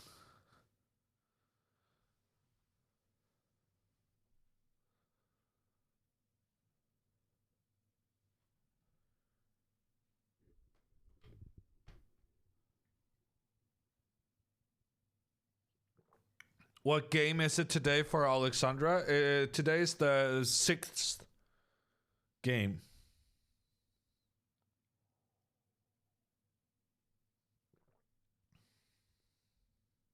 Is that Mr. Savage? Honestly, kind of looks like Savage. But no, that is Evan Hetland. And he's going to trade the rooks. Evan sees that he may have the chance of making a draw against a famous streamer. And he says, get those rooks out of here. And right now, I don't see how Alexandra will have any chance at winning this game. If anything, she should probably be quite careful not to lose because of the importance that the bishop is being blocked by its own pawn. Had this white pawn been one step further back, then white would be better. But with the pawn being where it is, blocking your own piece, that's not good. Alexandra recaptures with the rook. The big question now is, what happens after knight to c6, trying to get the knight to the d4 square? Knight to d5, knight to d4, queen d1 recommended by the engine. And somehow this is going to be okay for white. Feels pretty bad for white, if you ask me. Black has the option of eliminating the central knight. White does not, unless you want to give up your rook.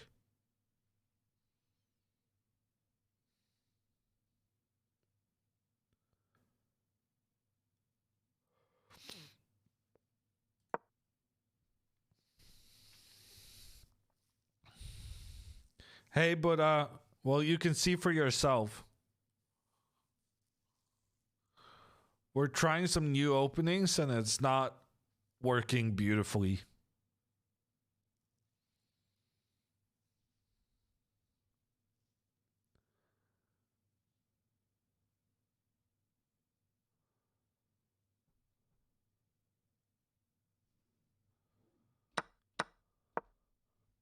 Knight c6 on the board.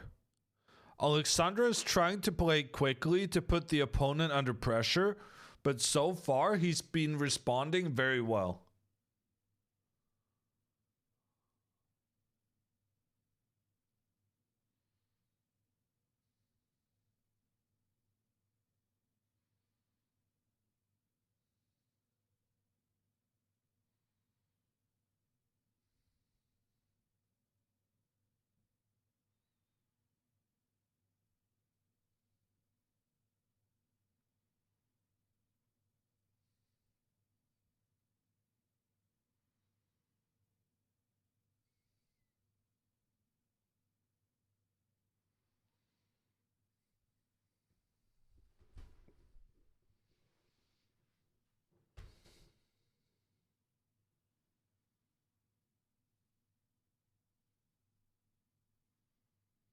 What was your worst defeat so far in chess history? I've had a lot of pretty bad losses.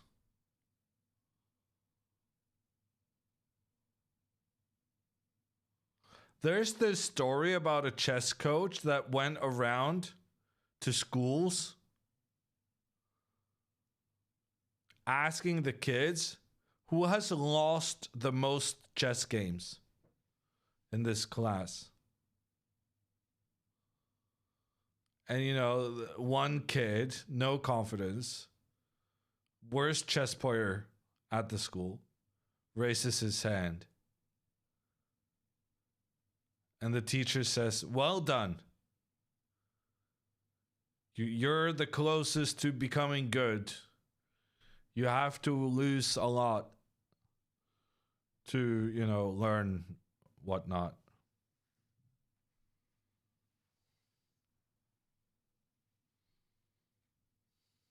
My point is, I've lost some terrible games, but to some effect, all my chess experiences have brought me here today. The good and the bad.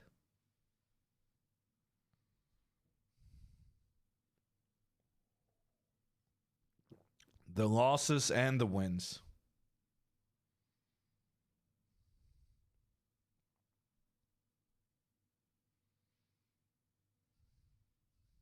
And look where it brought you. Yeah. Mido.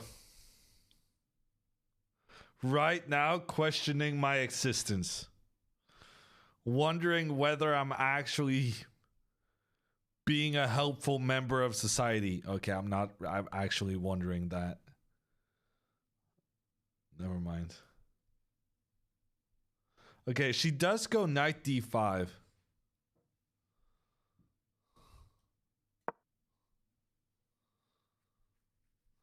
Okay, so both players are going to get a really strong knight in the center of the board. But only the white knight can be captured by a bishop.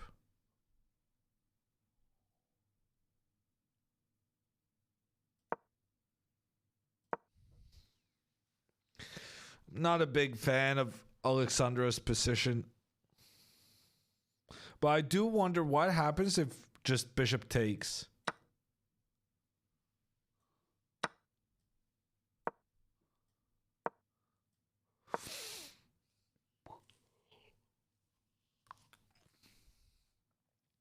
How does the engine think white is significantly better here? I would have thought this was at minimum completely fine for white.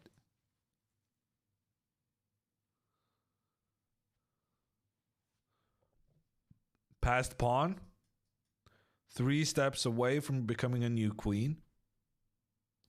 Sure. But if I manage to block, I don't know how I would do it, but something like this, then black has absolutely everything under control.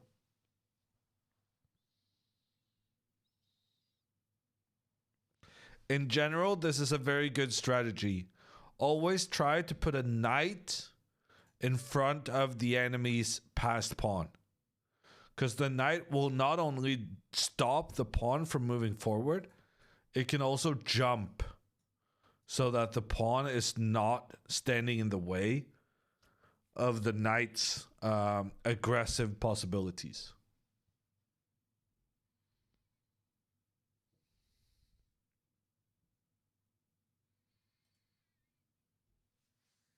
Okay, good news situation.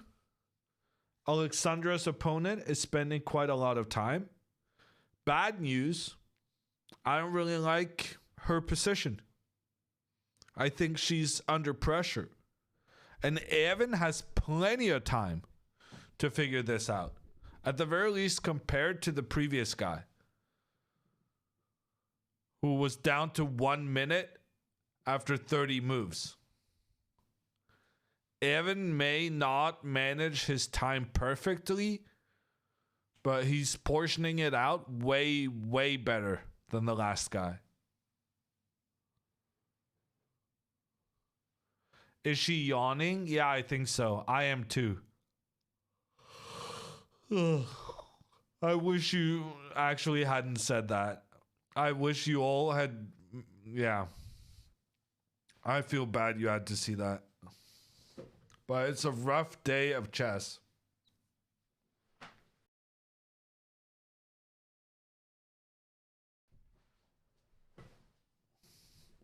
Two games in one day. It doesn't sound like a lot, but yeah. The fatigue, it accumulates. And also then there's the competitive stress.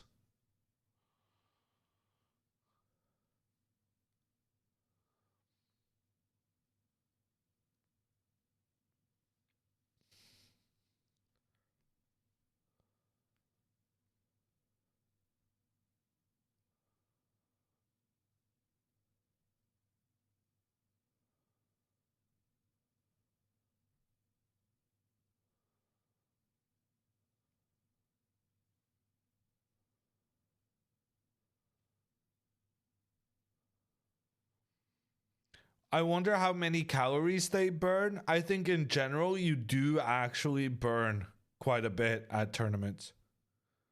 I saw Fabiano Caruana say that from like the stress of the World Championship match, he lost like more than 10 pounds.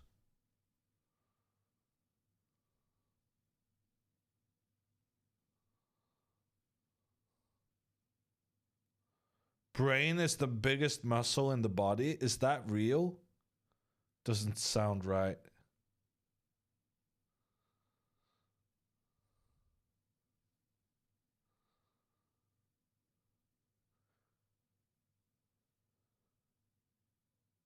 What's 10 pounds in useful? 4 kilos, I think.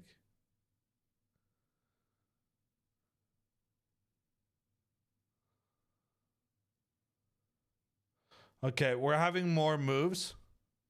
Black copies the white plan. Knight to d4. Now there's a big moment for Botez. Does she want to go queen to c3 and try and make a trade? The benefit of the trade is that afterwards we would be able to capture back with a pawn, chasing the knight away. But then it may be that the punishment is worse. No, what's the saying? The punishment is worse than the sentence? No, the sentence is worse than... Whatever the sentence is. It turns out this knight will be very well placed regardless.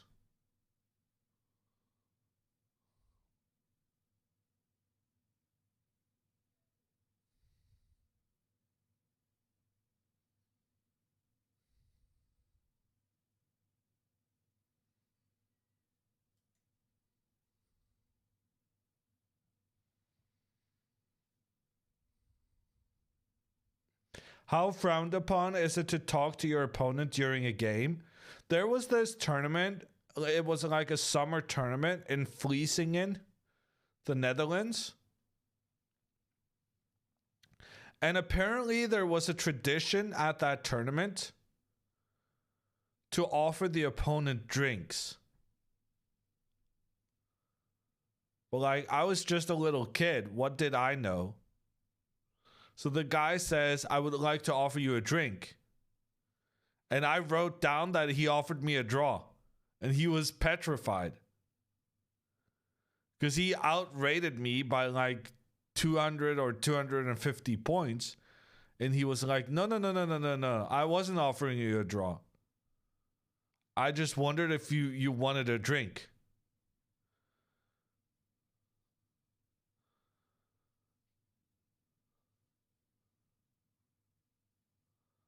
And then the game ended in a draw. The story wasn't that good.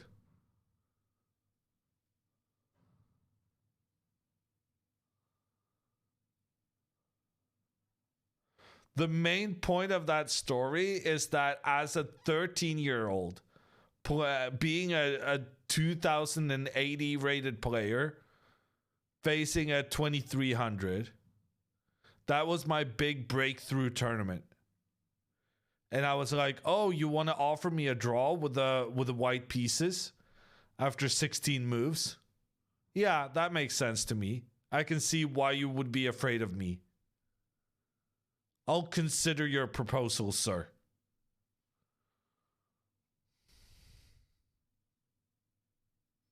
Did you get a free drink out of it? I don't even remember. I think so, yeah.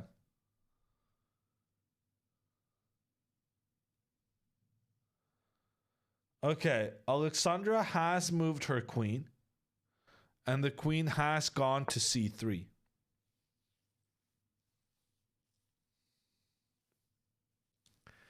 At this point, Alexandra is going to struggle to make a draw. Her position is much worse. Oh, d3. My bad. Okay, that's better. He said before the computer gave its evaluation. I think it's better. We don't want to trade the queens anyway. If black captures on d5, which is very likely, we would like to have the queens still on the board. How about pawn to b4? In general, we don't want to push our pawns. We have like a defensive system here. These two pawns are defended. If we start pushing them forward, it will be easier for the opponent to come in from the back and capture the pawns.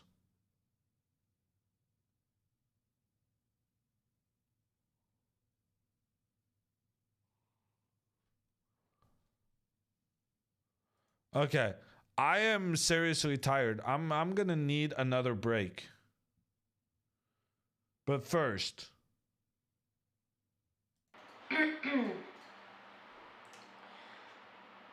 Hello, it is I, Andrea from the future. I have time traveled to send you a very important message. And that is that today's stream is brought to you by Coinbase. Coinbase is the most trusted and secure online platform for buying, selling, trading, and storing cryptocurrency. Coinbase provides crypto beginners an easy platform to not only trade cryptocurrency, but also provides educational resources. Brought to you by Coinbase.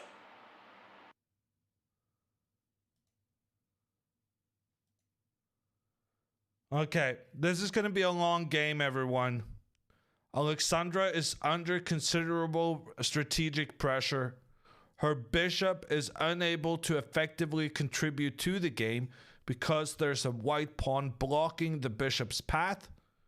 In addition, this pawn being so far up the board has allowed the black knight to find a permanent home on the d4 square.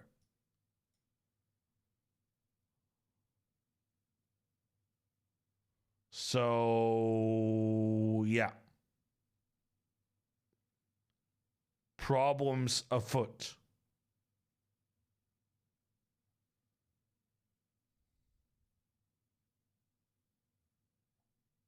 I'll be back.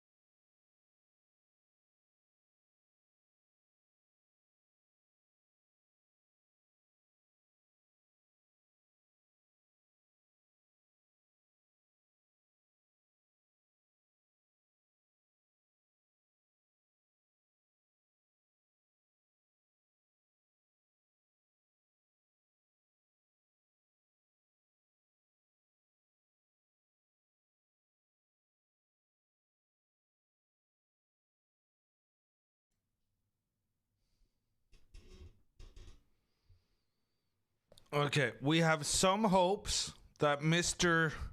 Hetland with the black pieces may end up in time trouble. He's spending a sensible amount of time right now, but maybe it can become unsensible if we manage to create some troubles, some difficult decisions.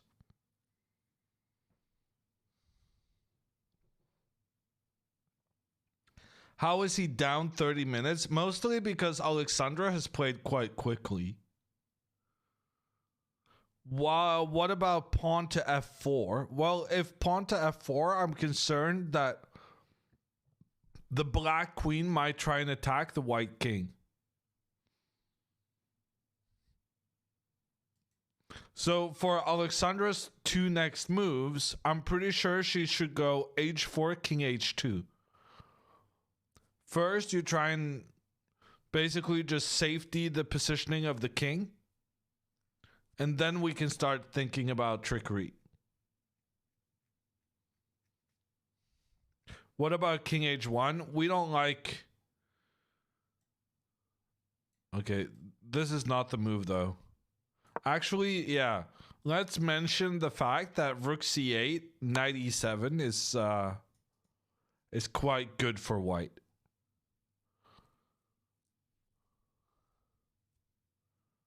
Wow, even I've fallen victim to the copium epidemic, whatever it's called.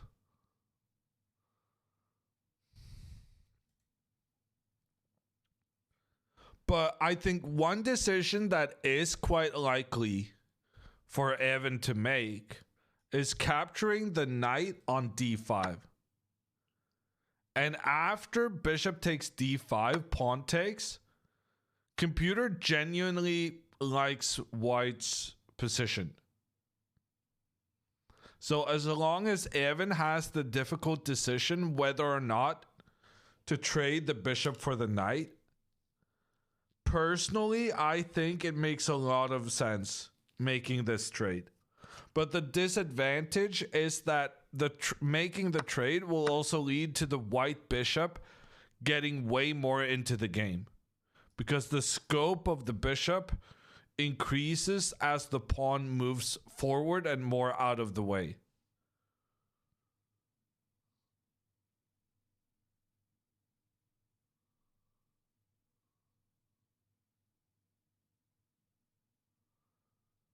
Okay. We're gonna try and get some good news. We need good vibes. We're gonna check in with Dina and figure out how she's doing. Duncan, thank you for the prime. Okay, here we have Dina.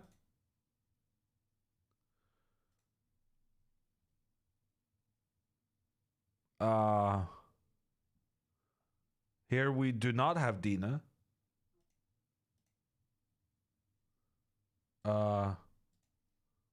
Where's Dina?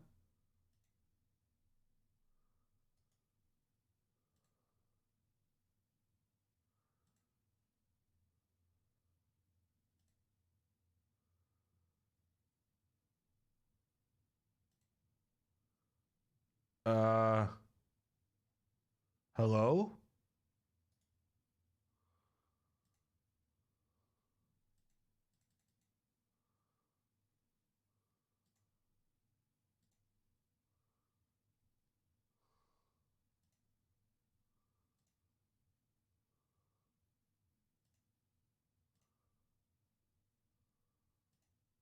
Okay, there's Dina. I don't know why that didn't work the first 4 times.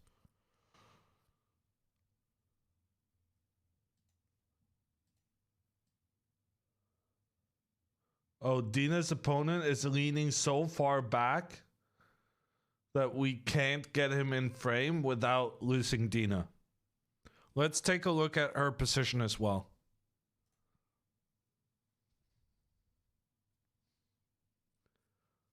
What is going on here? 1, 2, 3, 1, 2, 3. 1, 2, 3, 1, 2, 3. Okay, so they're equal on number of pawns. I don't know how that happened. And now this bishop is pointing in towards the knight. And this knight is the only thing protecting the f4 square. Dina's about to get hit by knight takes pawn. Ah, but that's why she put her rook on c1. Because now if, say, she goes b3, if bishop takes knight, then pawn takes, opening up threats. But if black just defends against those threats, apparently that's not good. Okay, very complicated struggle in Dina's game. When was the last time we were here? Yeah. So Dina had the option of going bishop to h5 to prevent the knight from attacking. She didn't do that. Then black sacrificed a pawn so that when that pawn was captured, you can trade, move back, attack on f4, and then make the threat on the knight. And what about if you go bishop h5? Takes. Yeah, so this is what Dina should do. Dina needs to make sure her number one priority has to be to prevent the black knight from capturing the pawn on f4. And the only way of doing that is to prevent the bishop from taking the knight so that the defender is not removed. Or you can do what we showcased. Bishop h5, getting ready to eliminate the black knight. At the same moment, black eliminates the white knight.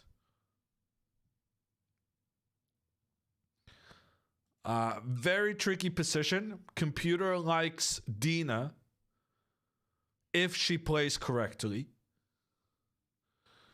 So I guess that's some good news to take with us as we return to Alexandra's game. Looks like this kid is underrated. You will find that most of the kids are underrated. Okay, he's made a move. King f8. Feels like a good move. King takes control over the e7 square, so the knight can no longer go for a double attack, which means black's next move is rook c1 and then rook c8 and then rook c1. This rook is joining the party and it couldn't do so before black took care of the potential threats on the e7 square. So good move. Now Alexandra needs to go h4 and king h2. And the reason for that is that the rook is about to join the party and attack the white king. So we're going to have to move the king to safety anyway, so we might as well do it right now.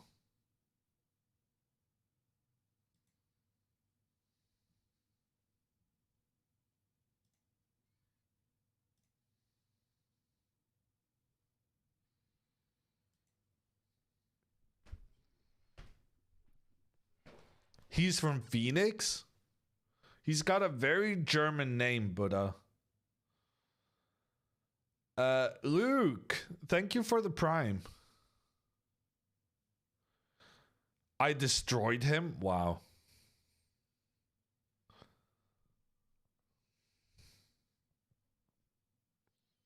I thought Buddha was coming into chat to give interesting fun facts.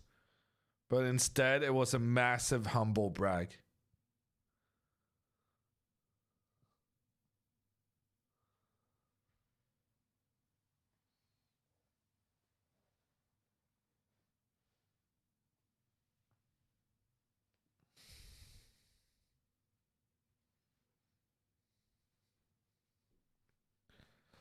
1680 on the board. How much online would you say this guy is? I mean, he could probably do 1900, 2000.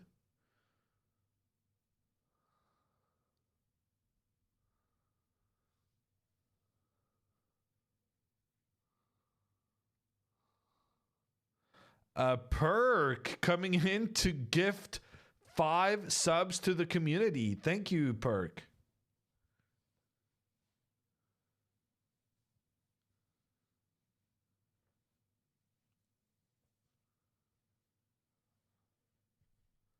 Cover F4. So my concern is that if Alexandra goes F4 here, this queen will start looking down on the white king. And it may cause some trouble. For instance, the engine here in this position claims that the best move is rook d1. You know you've done something wrong when the engine is like, yeah, you're fine. You just gotta allow a discovered check on your king.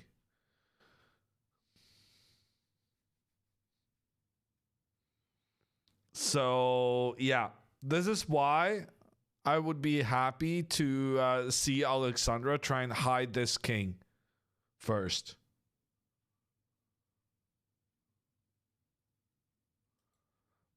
H4 followed by king h2 takes appropriate measures to get the king out of the way so that we then afterwards can go this f4 move. So h4, rook c8, king h2. King has escaped. Then we go f4.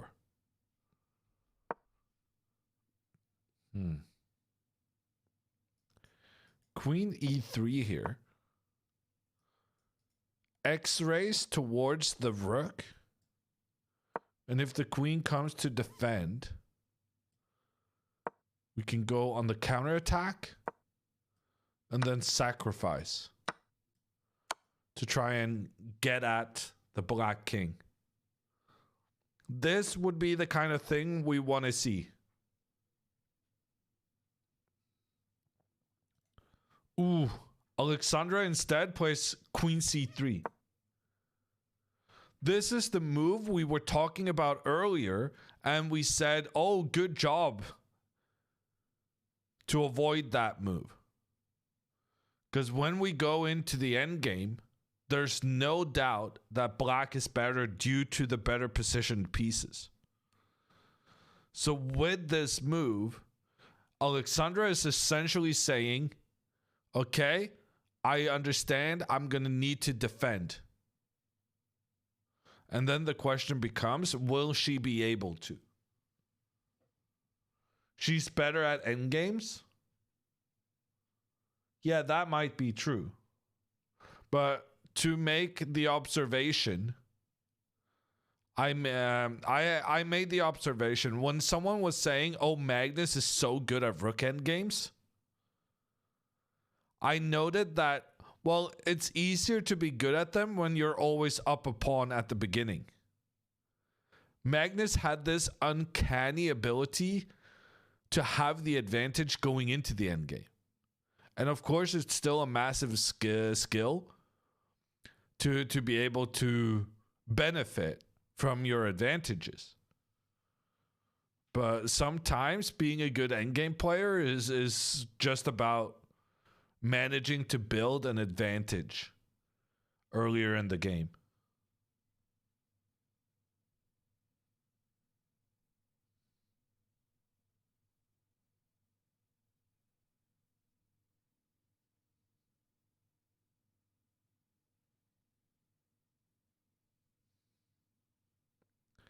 Could Alexandra go knight c7 soon?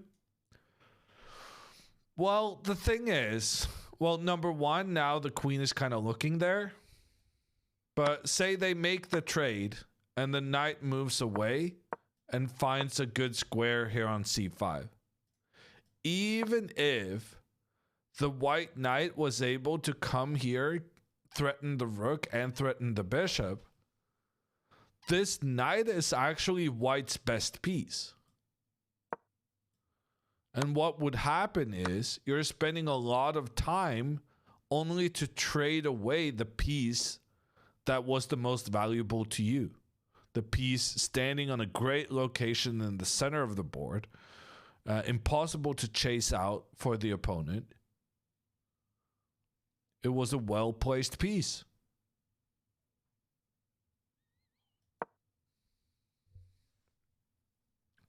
So in general, we just want to sit around with this knight on d5.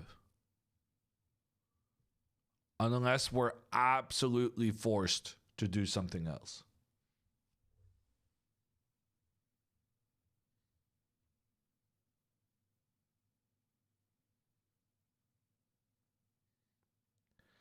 How many different openings do you recommend beginners / intermediate players learn?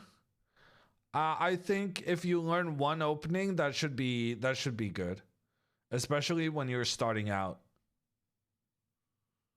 As a beginner, if you're spending more time learning openings than practicing capturing the opponent's pieces, you're probably doing something wrong. At the lower levels, it's just about having some sense of the opening principles and then blunder as little as possible. Which opening should it be? Well, I have a strong opinion on this. I think the French combined with the Queen's Gambit declined would be good with black. And then I would also play the Queen's Gambit declined with the white pieces. Because it's such a simple setup. And you just get your pieces into play.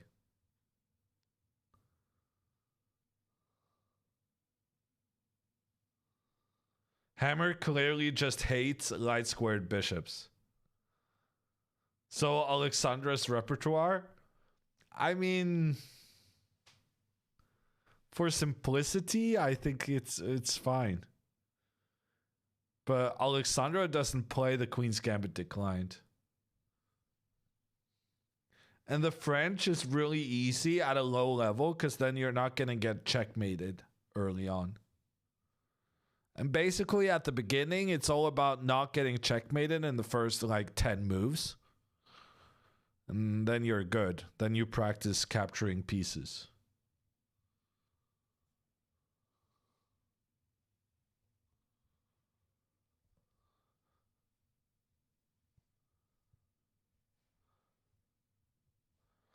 Where's the Bon Cloud? I will tell you that we definitely prepared the... Wow, that was a bad move. That's an awful move. Did he just blunder a pawn? That is like the worst move he could possibly have played. Okay, never mind. Cancel all depression. We're happy again. Queen D8. Massive blunder. Massive blunder.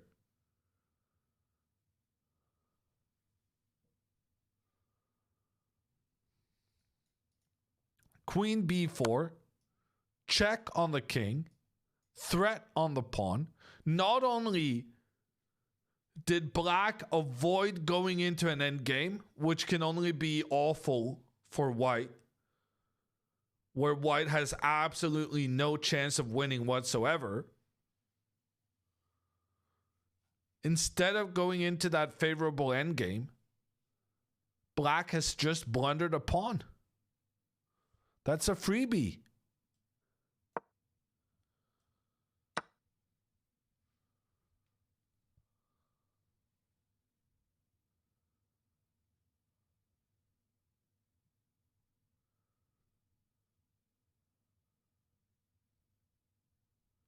We take those? We certainly do. Think, Alex, think? No. If you want her to go Queen B4, you want her not to think. Don't overthink this. Expect your opponent to blunder. Sometimes when the opponent gives us free stuff, we're like, oh, well, they must have seen that. They must have seen that, so we're going to do something else. But here, we say thank you very much. And we take the pawn.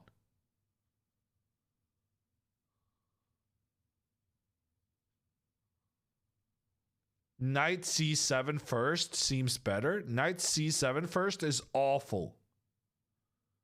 Look at the eval bar. Whoop. This knight is good.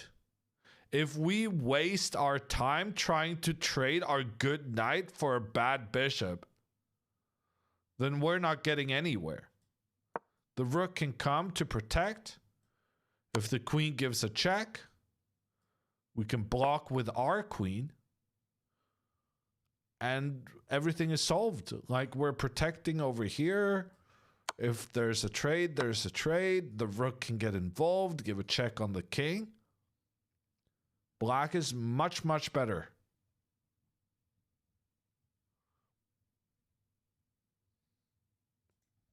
So no, don't overcomplicate it. Don't consider, well, you can consider queen c5 check or knight c7 or even queen c7.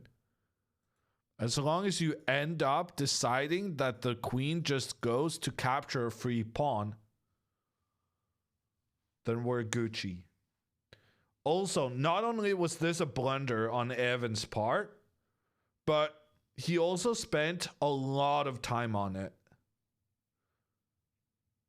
So now he's facing troubles both on the board and on the clock.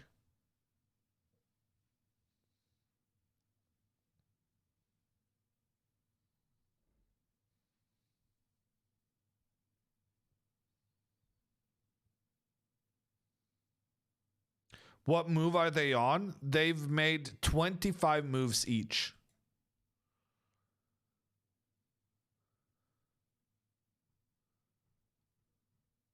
Is this your son playing?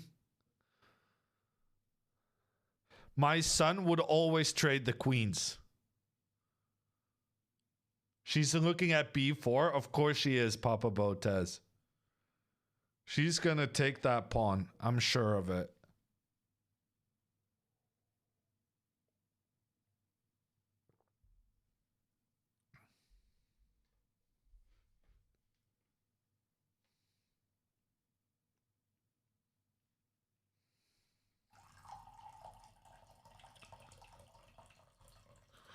Someone in chat says you must be a proud father, and I, for a moment, actually did think they were talking to me.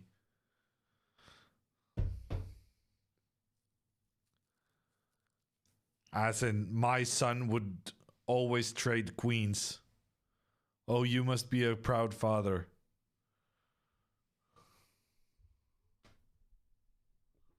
But instead of my imaginary kids and their queen trade tendencies, of course he was talking about Papa Botez, nodding approvingly to queen b4. She plays it and then looks up at her opponent. Classic chess move. When your opponent has blundered, always make sure to kind of check out their reaction. Because not only are you checking out their reaction, you're also kind of telling them that, oh, you fucked up. Oh, yeah. You didn't see that one, did you?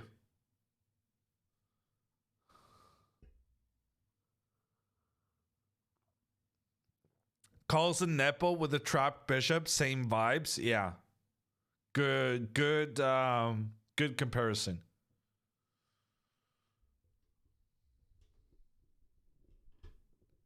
Hammer teaching chat to bully. I'm just teaching chat some basic chess sports psychology. If you have an opportunity to make your opponent think they blundered, you do it. Although I'm not sure what this look is.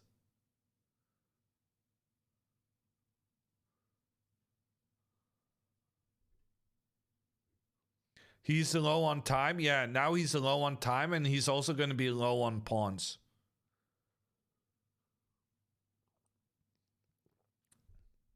Okay, I don't know what he's thinking about though. At this point, I think he's just very upset he blundered. He has only one available option. He needs to go with his king back into the corner. If he moves with his king away from the corner, bad things will happen. This king will not have an enjoyable time.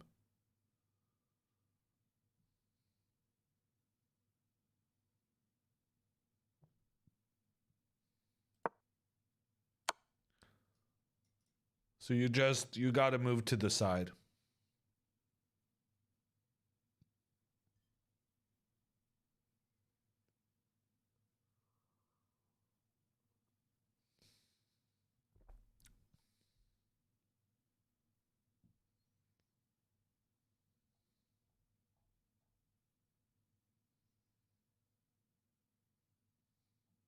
The correct way to execute your move is to keep your hand on the piece, on the final square, and then look into your opponent's eyes until they look back.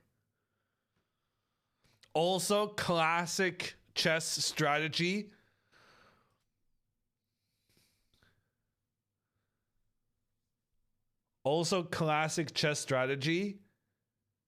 Just no, actually, no. The classic thing. This is just an improvement on Papa Botez. I'm gonna open the Botez first edition chess set. Because I need to get some pieces to showcase this. And the trick is... Oh wow, these are very well wrapped. Hashtag merch. If you're interested in these pieces and the BotezLive chess set, go to BotezLive.shop to check it out. Wow, I didn't even know about this. The inscription under the queen. You make sure you keep the queen. But my point was, when you make your move, like the right thing to do is you move the piece and then you kind of twist it into the square. You twist it into the square and you hold it better than I'm holding it now. But you twist it into the square, and that symbolizes, oh, you fucked up. Or like, this is a very important move. It highlights the importance of the move to the opponent. Kasparov style, precisely. Well done. That is absolutely... Kasparov was a wizard of the dark arts. That was chess psychology and intimidating the opponent. Well, yeah.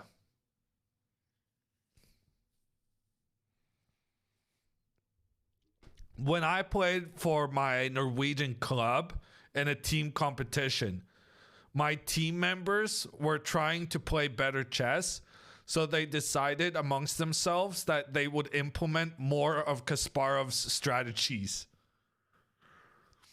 And basically, one of them had read that Kasparov would have come to the board with his fancy clock, and then when Kasparov was out of preparation, he would take off the clock and put it at the table.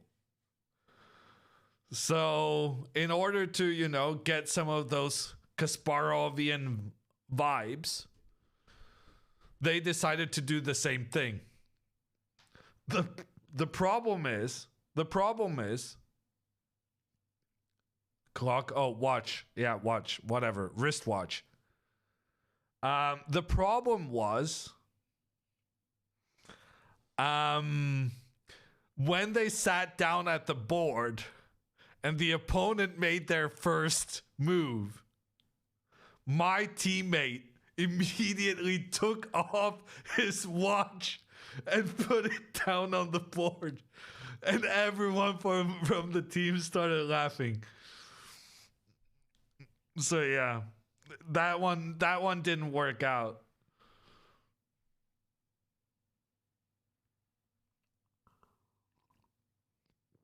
So then team spirit was already at an all-time low, with one of the teammates being out of prep after move 1.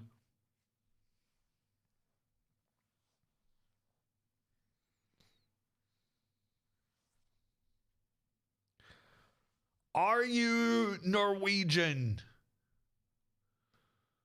I hate it when people come in with that comment. Okay, from now on, no more Norwegian accent. We're going to talk faster. Are you Norwegian? Yeah. Yeah, I knocked that. But I still have my allegiances right. Today, we're playing a Norwegian kid. And I'm still cheering for the Botez squad.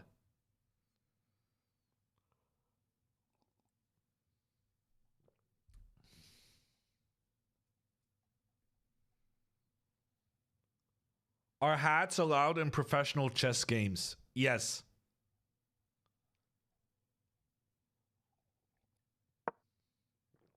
Oh, wow. He went king e8. That is a bold move to make when being down on time. Alexandra doesn't wait. She just immediately captures the pawn. And Engine says that's a mistake. Wow. I mean, this kid did blunder his pawn. But then he comes up with this king towards the middle. After which, apparently, queen takes pawn is a mistake.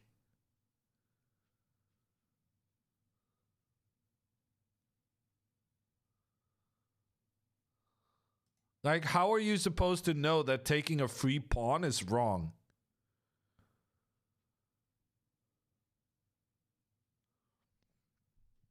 I still don't get it.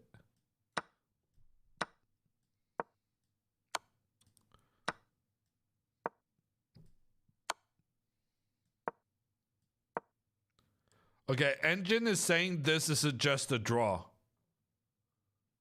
But I'm pretty sure white is up a pawn.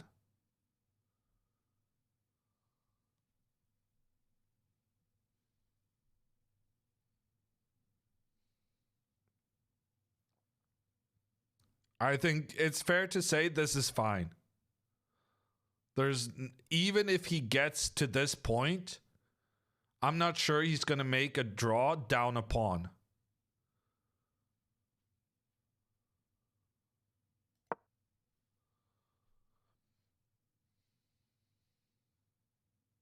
Defending this with 10 minutes on the clock, I don't know. Well, I do know, Tom.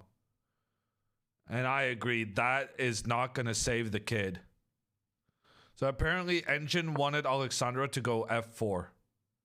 Keep this pressure and instead attack the pawn in the center. Having two methods of attack. After queen takes pawn, Evan has played rook to c8. Now, Alexandra should not be greedy. Do not be greedy.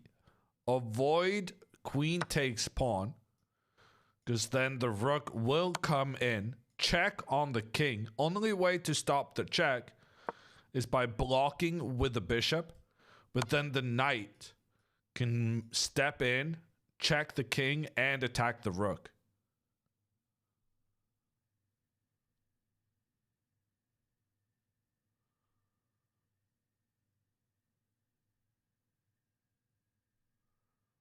So yeah, let's not do that.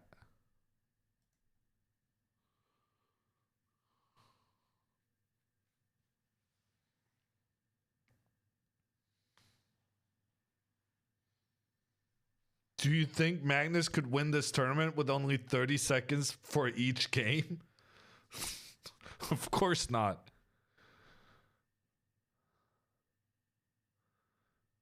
Magnus can't even beat me with 2 minutes versus 1 minute.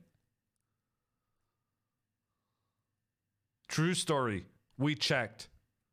I don't know if you guys have seen the very famous too weak, too slow video with Fressinet of France. But we were playing 2 minutes against Magnus's 1. And I think I beat him like 3-2. I still lost 2 games, having double the amount of time. Honestly, it's kind of embarrassing. But I won the match. Was he drunk? Not to my knowledge.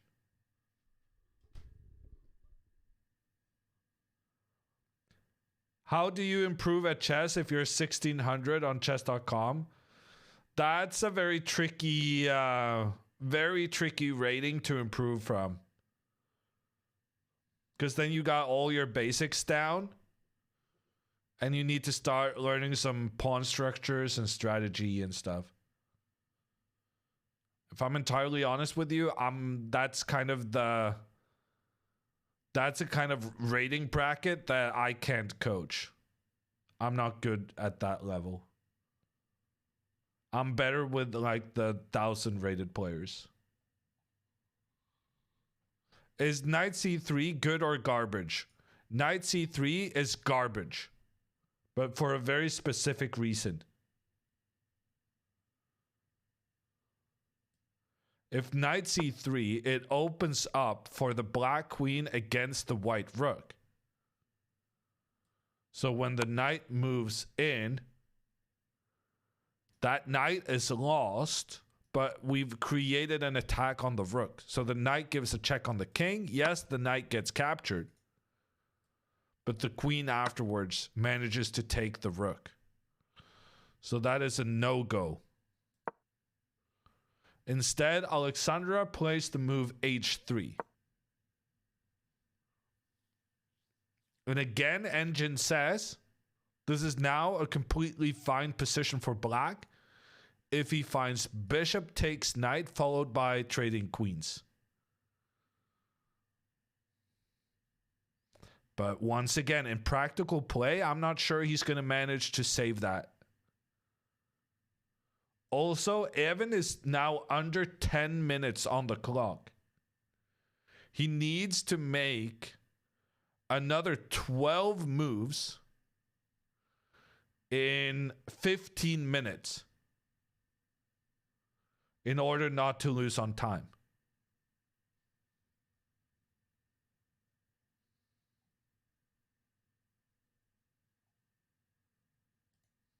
What was your highest official rating? 2705. I was good at some point. It just didn't last.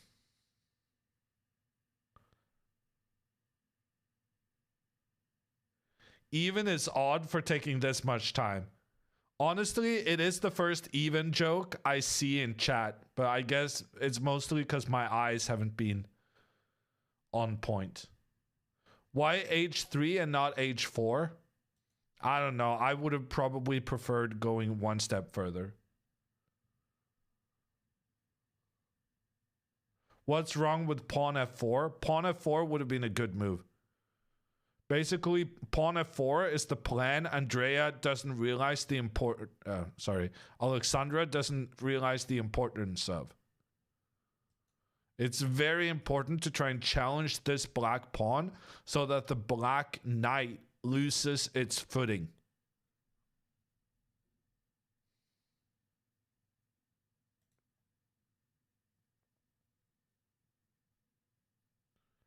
Oh, chat, you just made a mistake. You guys know what happens. When you talk about the beast always appears.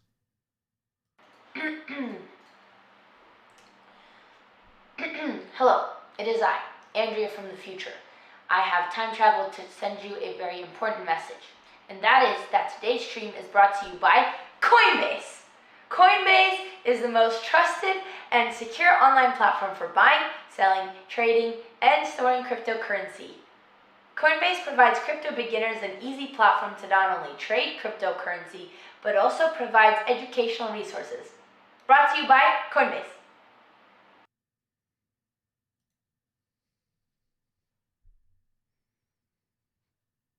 It had to happen.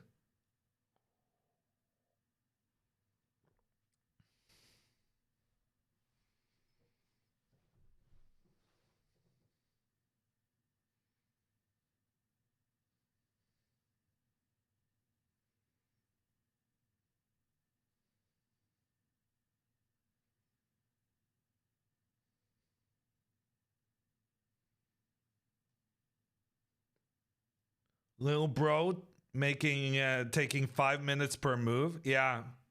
That stops now. He's down to 6 minutes.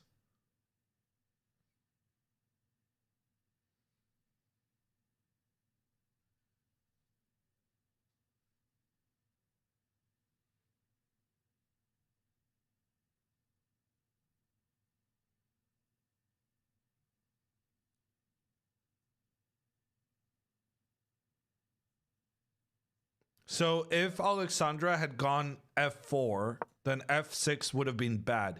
Yeah, so that's why the timing of pushing this pawn forward is very important. Because if Alexandra had done it now, then black would be unable to support with the pawn, because that would open up possibilities for the queen along the 7th rank. So that's why it would have been better to just do this immediately while also creating an escape for the king to the f2 square. That being said, I mean, I don't blame someone for thinking this is a bit scary. Moving with the king into the center and having all of these pieces taking control in the vicinity of the king.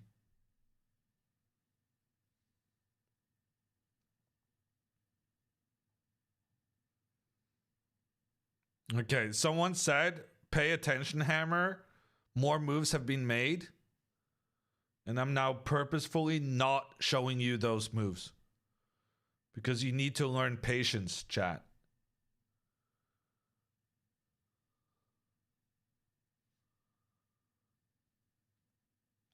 I will finish the instructive commentary and then we will move on.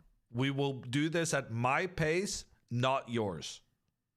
That being said, I'm ready to watch what happened. Rook c1 check on the king. Alexandra gets an easy move, moving the king out of the way. Bishop c8. Why?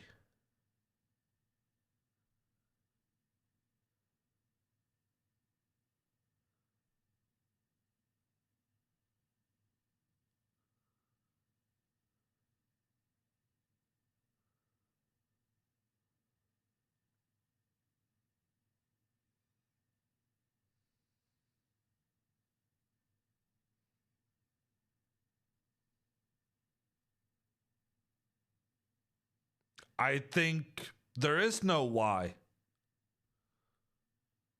Queen takes pawn. We get a second pawn. Black's king still in the center. Our king safely tucked away. The only concern is bishop takes h3. If I'm entirely honest with you, like, computer says king takes is winning, so the king is fine. But even bishop takes, like, even this, like, we have an amazing attack on the king, even if we do lose our rook. Ah, and here, check, check, double attack. Nicely done. Everything wins. Everything wins. Also good, queen b8. Queen b8 attacking on e5. Black has to play f6, then we take on a7. We're now attacking this pawn. forcing black to go for the queen trade when we're up 2 pawns. Although, oh wow, although we might get tempted into avoiding the queen trade. Oh wow, oh wow. Oh no, no, no, no, no, no, no, no, no, no. Okay, here's what might happen. So if Alexandra takes the pawn on a7, the kid is going to offer a queen trade. And then, yes, if we do the queen trade, we'll be up by 2 pawns, so we'll have good chances to win. But it's going to be very annoying with this black knight always standing in the way. So it's tempting here to go queen b8 and try to attack and keep the queens on the board. But after queen b8, it's checkmate in 2 moves. Queen b8, knight f3, check on the king. Capture the knight, queen comes in, supported by the bishop. The rook covers over here. Checkmate.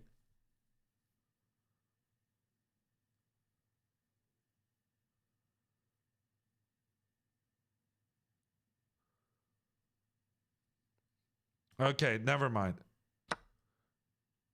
Kid has gone queen g5.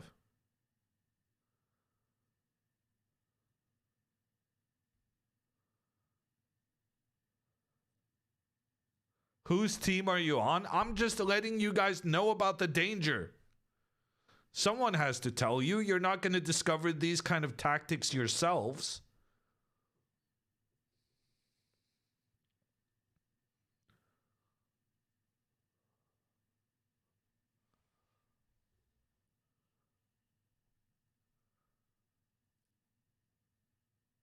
But now everything wins. Like, even rook takes knight. This annoying knight that's been bugging us for so long.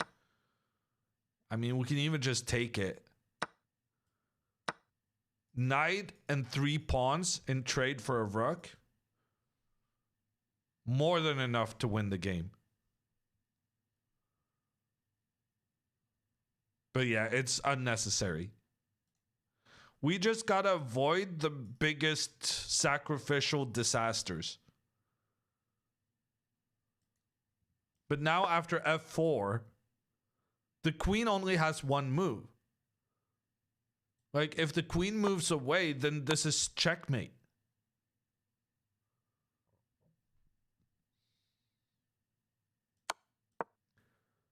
Honestly, we can even here go h4. This is fine. The queen has to go back because the queen needs to keep the e7 square protected. But then we might get two... but now if this, then rook takes. Okay. Yeah, I don't know. Alexandra's gonna win. That's my prediction.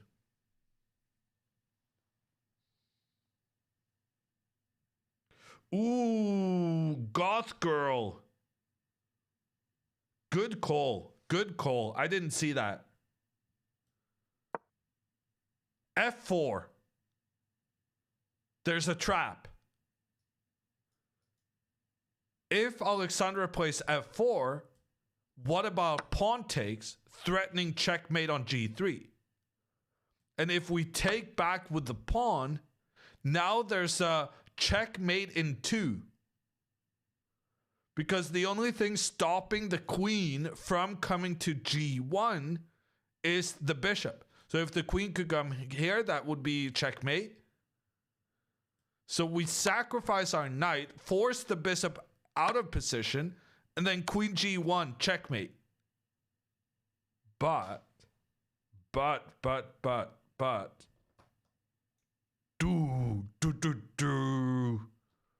Suddenly, this queen comes back into defense to save the day. And it looked like that queen wasn't helping at all. But it turns out, even though the knight blocked the defense and the pawn blocked the defense as well, it came back just in time to make a difference.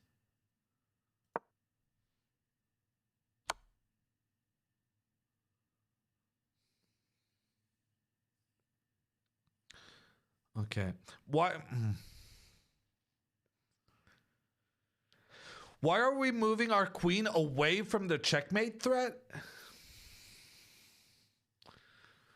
Eval bar is bugging, but I don't like this move.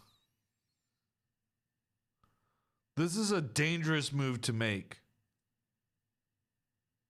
Like, what happens now if bishop attacking the queen, also attacking the rook? And if queen moves, then the knight can come back, attack the queen. And there's no way for the queen to still protect the rook.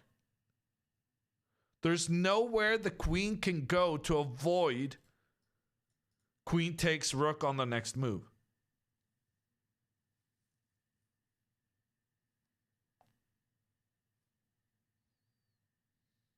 Knight check.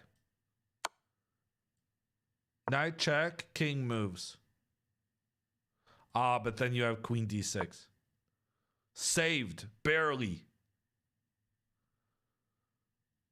Barely saved.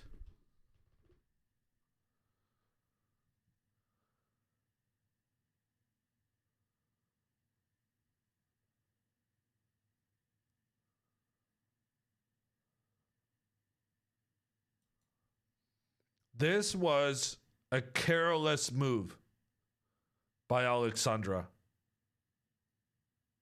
Her queen was already in a good position. The threat against the rook was an illusion. She didn't need to deal with that. If the queen tried to take the rook, she had a checkmate. There was no need to mess around with the queen. Yet, queen a4 is on the board. And now this is getting spicy. Evan is down to just 3 minutes on the clock, but he does have a lot of trickery. If Evan has done his puzzle rush, this could become very scary for Alexandra.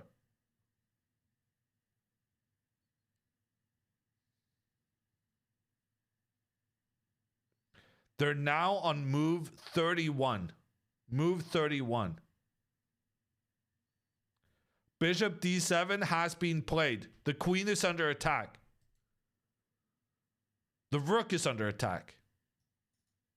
If the queen moves back, the rook can block, attacking the queen, attacking the rook.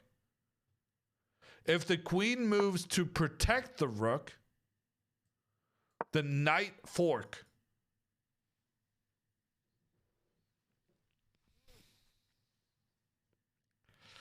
That's scary.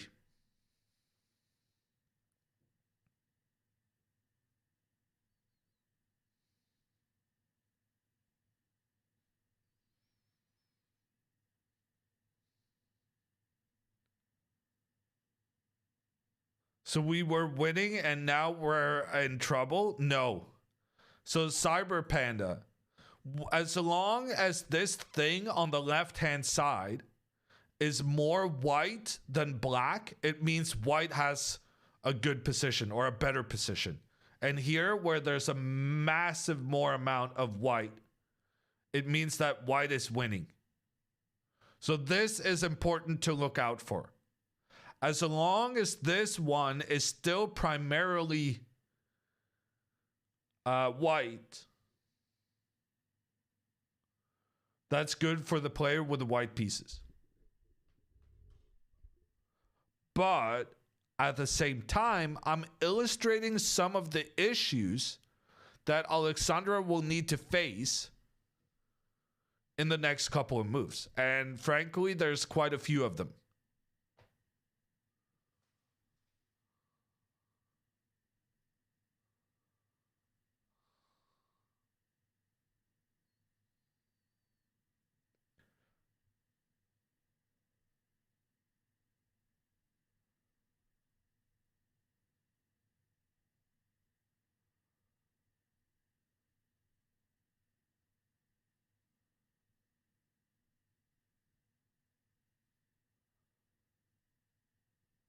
Why are they showing her birth year next to her name?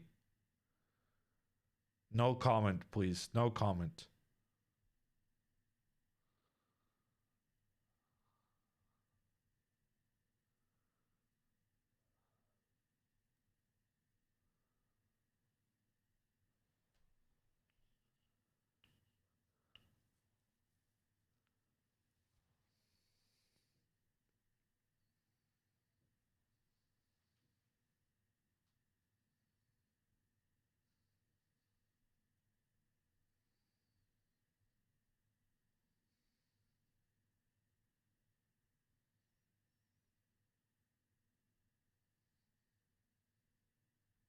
Man, I feel for you Twitch chatters on big streams. It's so often I come up with the most hilarious joke, and by the time I've written it, there's 10 other people with the same joke. So difficult to be original these days. Billy Kowski coming in with a 32 months. Let's go. Queen B4 on the board. The big question now, how does she deal with knight to C6? And a question from the computer. Bishop takes H4.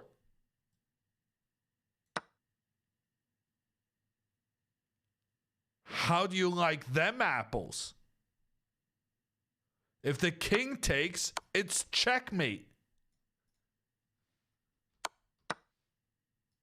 If the bishop takes, knight comes in, check on the king.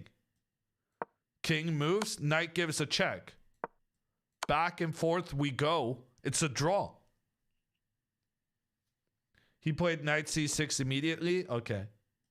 Yeah, and she's got it. She's got it. Knight c6. Alexandra finds the way to keep her rook protected. Queen d6 on the board. Alexandra, we wondered if Evan had been doing his puzzles, but it turns out Alexandra is the one who's been grinding that puzzle rush. If queen takes rook, then knight gives a check on the king and opens up between the queens. That's it. That's game over. Alexandra wins it. Keeping her score with the white pieces 100%. She's played 3 games with the white pieces and she's won every single one.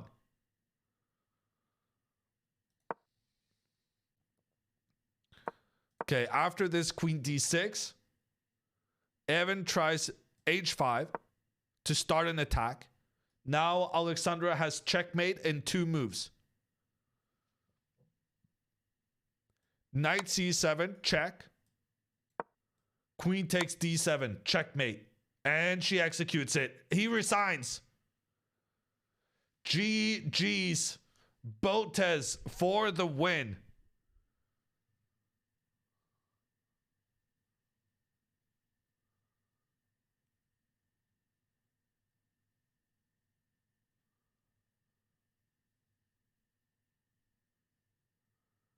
GG's.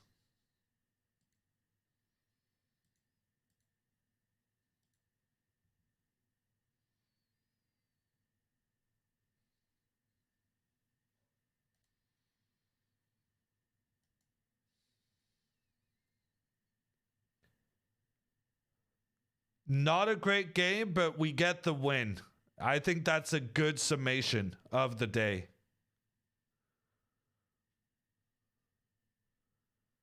Not her best game, but she tried out a new opening, probably made some learnings, and she gets the dub.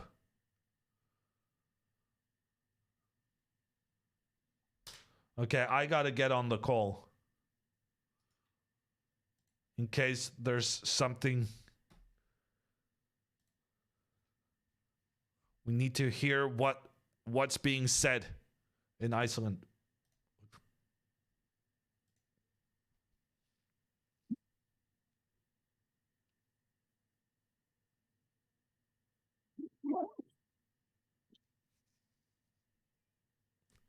I spoke while opening the call and hadn't muted myself.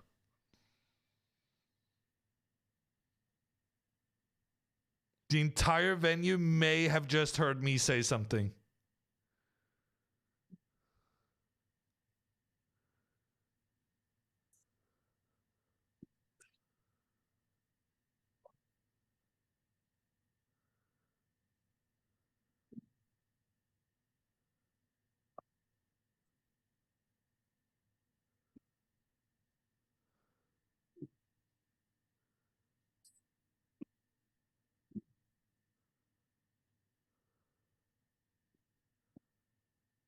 I have no idea what's going on. Anna went over to Alexandra and was asking something. Was Anna asking Alexandra to put her camera on Anna's game?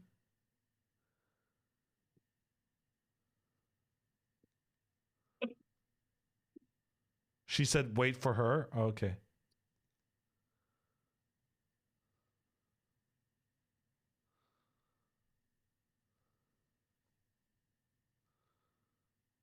Anna is close to winning. Oh, Anna just wanted to have a friend to have dinner with. That's kind of wholesome.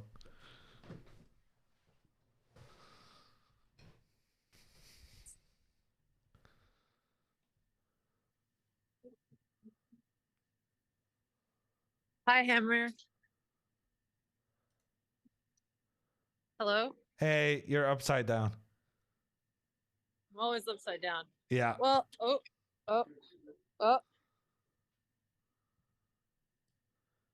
Am I good now? Now you're sideways. What about now? I think. Wait. Now you're upside down. Now you're okay. No, sorry. I was watching stream. Okay. Well, I know I didn't play the opening well. I was so tilted. And then if you would have traded queens, it was so equal, and I thought I was gonna draw. Yeah. And I don't know why he moved back, but I'll take it. I felt very lucky. Yeah. But it's a I'll win. take it. We tried a is new a win. opening. We learned some stuff. Yeah. We realized that, you know, well, I still think I still think I need to figure out who, if we can find some like training exercises for pawn structures, because this game was also a nice illustration of how the pawn structure didn't really work in your favor, with your pawn blocking your own bishop and the black knight being so powerful in the center.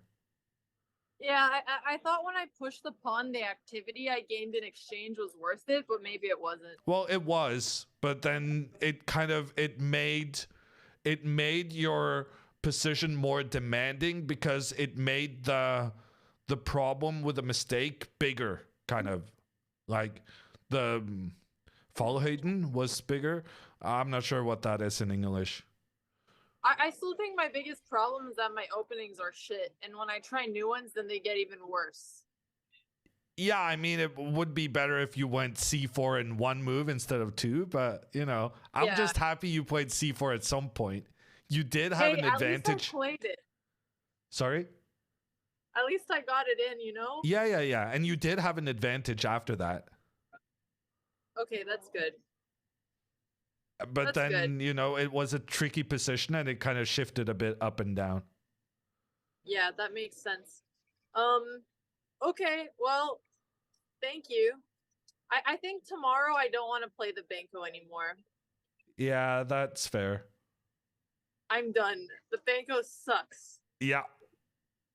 All I'll right. probably Well, I'm still not gonna play talk it on- in my games, but I'm not going to talk about what I'm going to play on stream just in case my opponent knows, but I will message you on Discord. I'm going to come in chat to say hi, but sounds good. I'm going to film the recap somewhere.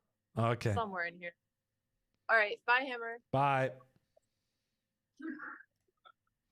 Okay, that was Alexandra from Reykjavik. She won her game in style.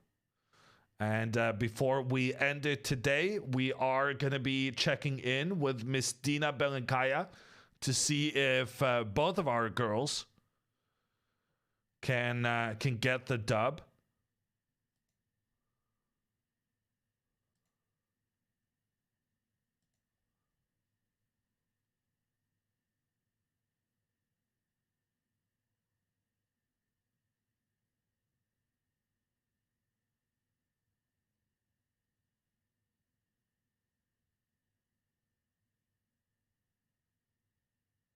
When I'm on the call with Alexandra, is my sound leaking to Dina's phone? Oh gosh, I just got so freaked out.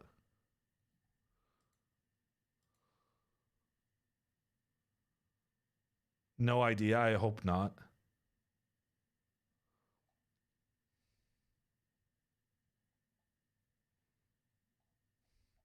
GG's, Alexandra. Now you get 3 proper games. Having this 2-game-a-day schedule is just so brutal.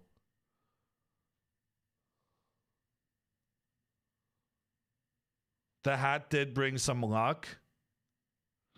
I mean, at this point, there's a pattern that it might be the white pieces, but, you know, just gonna put it out there. Okay, Alexandra won her game. We're gonna check in with Dina.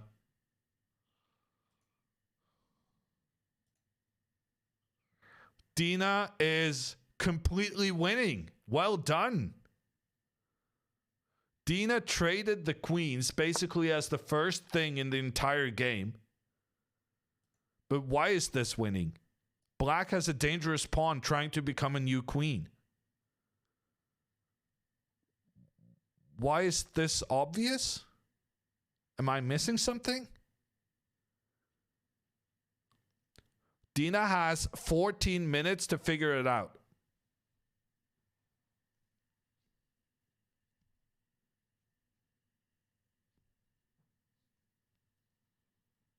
Rook can stop it easily.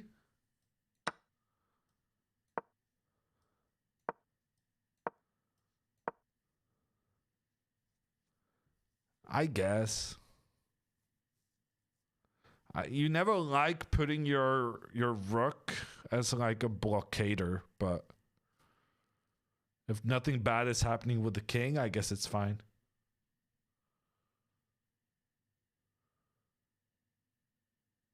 Is she not an FM? Dina's better than an FM. Dina's a woman grandmaster. WGM.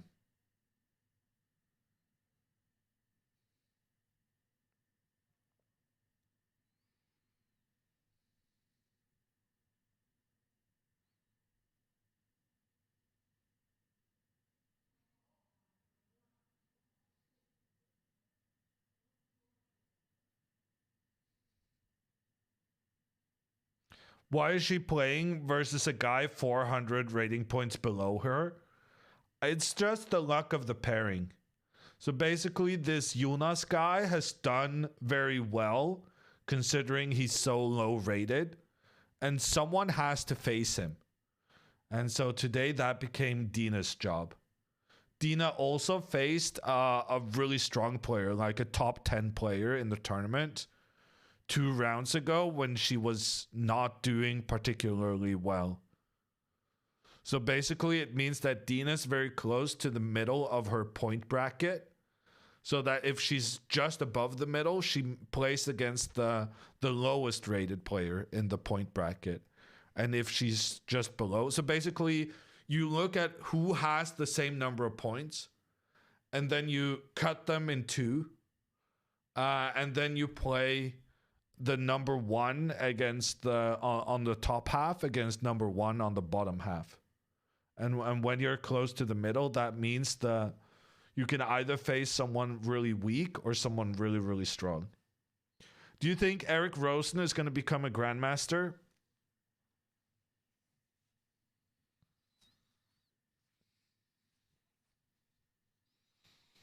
Why are we trying to create drama in the chess world?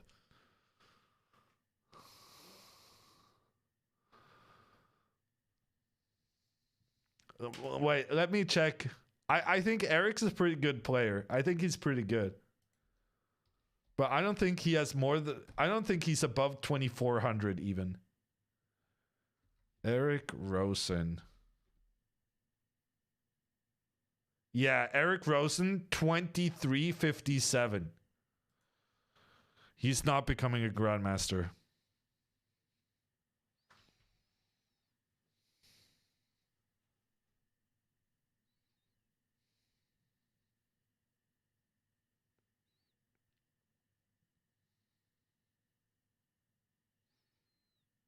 Thought he was an IM. He is. He's a weak IM with that rating. Why so negative?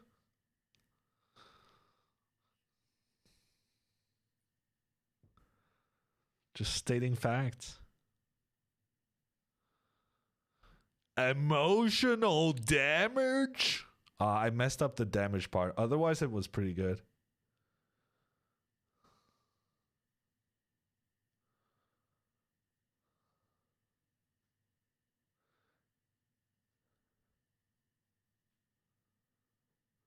Next YouTube video from Rosen, my problem with Grandmaster Hammer. He already posted a video beating me in duck chess. I hold a grudge. And I got a really long memory.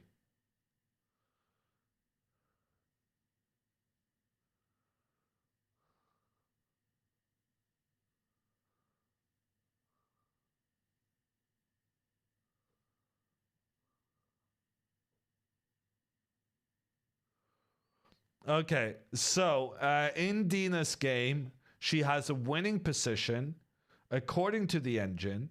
When we count the number of pawns, we can see that they have equal number right now, but Dina's king is much better placed. So the main difference in this position is the placement of the kings. And I guess also here, engine says that this guy is not going to survive. So yeah, Dina's got a lot of stuff going for her.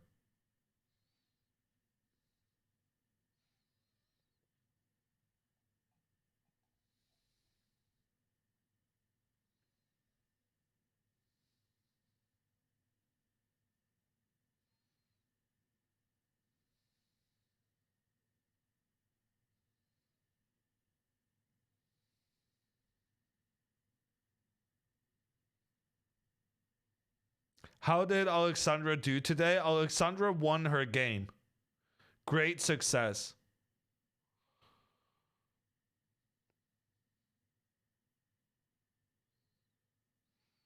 Okay, we're just going to check how Dina executes this win. Dina's greedy. She takes the pawn on a7.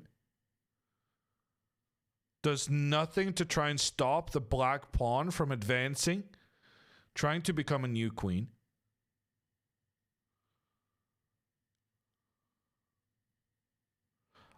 Because if the pawn moves forward, Dina can push her pawn up, attack the rook, and when the rook moves, then Dina can get the f3 pawn.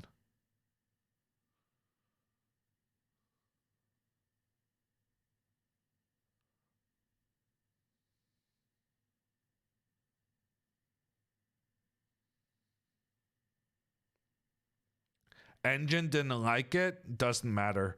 As long as Dina is able to stop this black pawn, she will win the game. So now the only big question is, after f3, will Dina be able to stop the pawn? We'll stick with this game until Dina takes out the f3 pawn. And then I am declaring her the winner. And then I'm going to go to bed.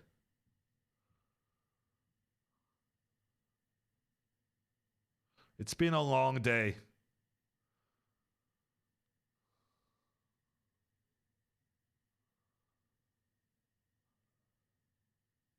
What time were you live?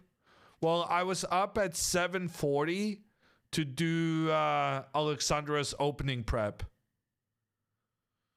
And then stream started at 11 a.m.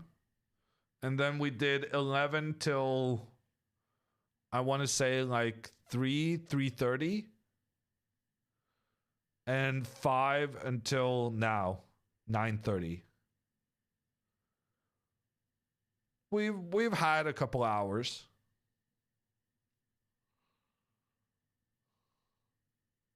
One hour between Norway and Iceland. It's actually 2 hours. Because Iceland does not have summertime.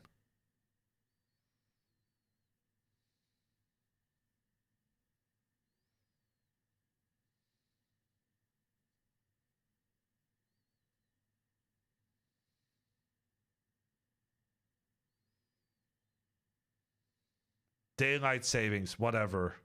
You know what I meant.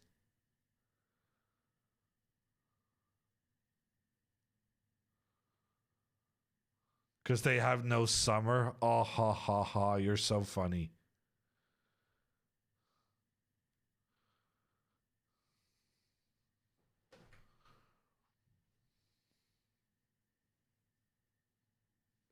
Let me just say, it's easier to turn on the heat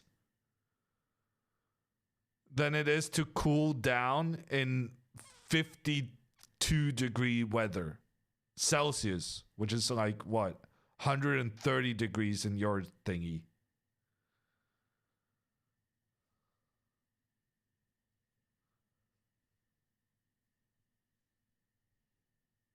Okay. I think Dina's got it. I think she's got it. E7, good move. Distracting this rook from the defensive task. Although now I am asking myself, what is she going to do if the pawn just continues? Ah, that's nice. Here, Dina has no way of preventing the pawn from becoming a new queen.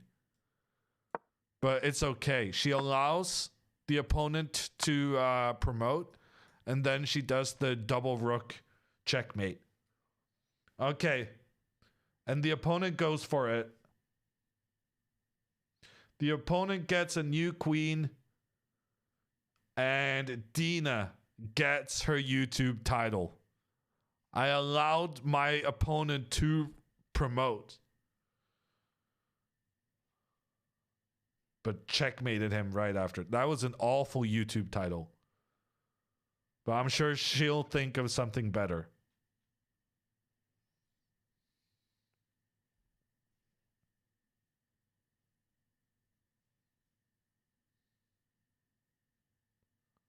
Wow, right now it actually looks like Dina hadn't seen this F2 move.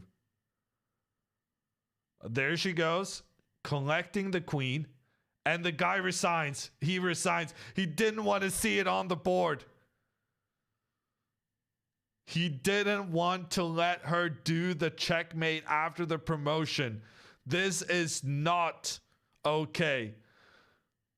You cannot be playing against a content creator and take away their opportunity of letting you queen, only to face it with a checkmate. Wow. That is unfortunate for Dina. Ruined the content. Yes, he did. She won? Yeah. The opponent resigned while Dina was about to make her move. And you're allowed to do that. You're allowed to resign at any moment. You don't have to resign when it's your turn.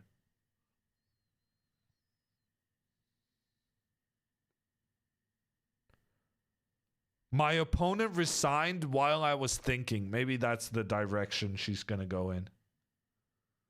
Can you decline a resignation? No.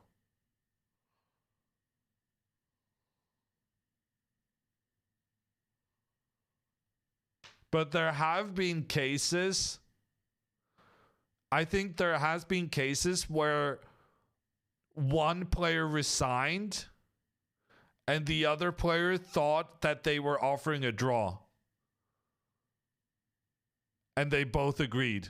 Like, the guy who was about to resign, the opponent thought, oh, he wants a draw, I'll take a draw, when the guy was actually resigning. There's been some weird situations.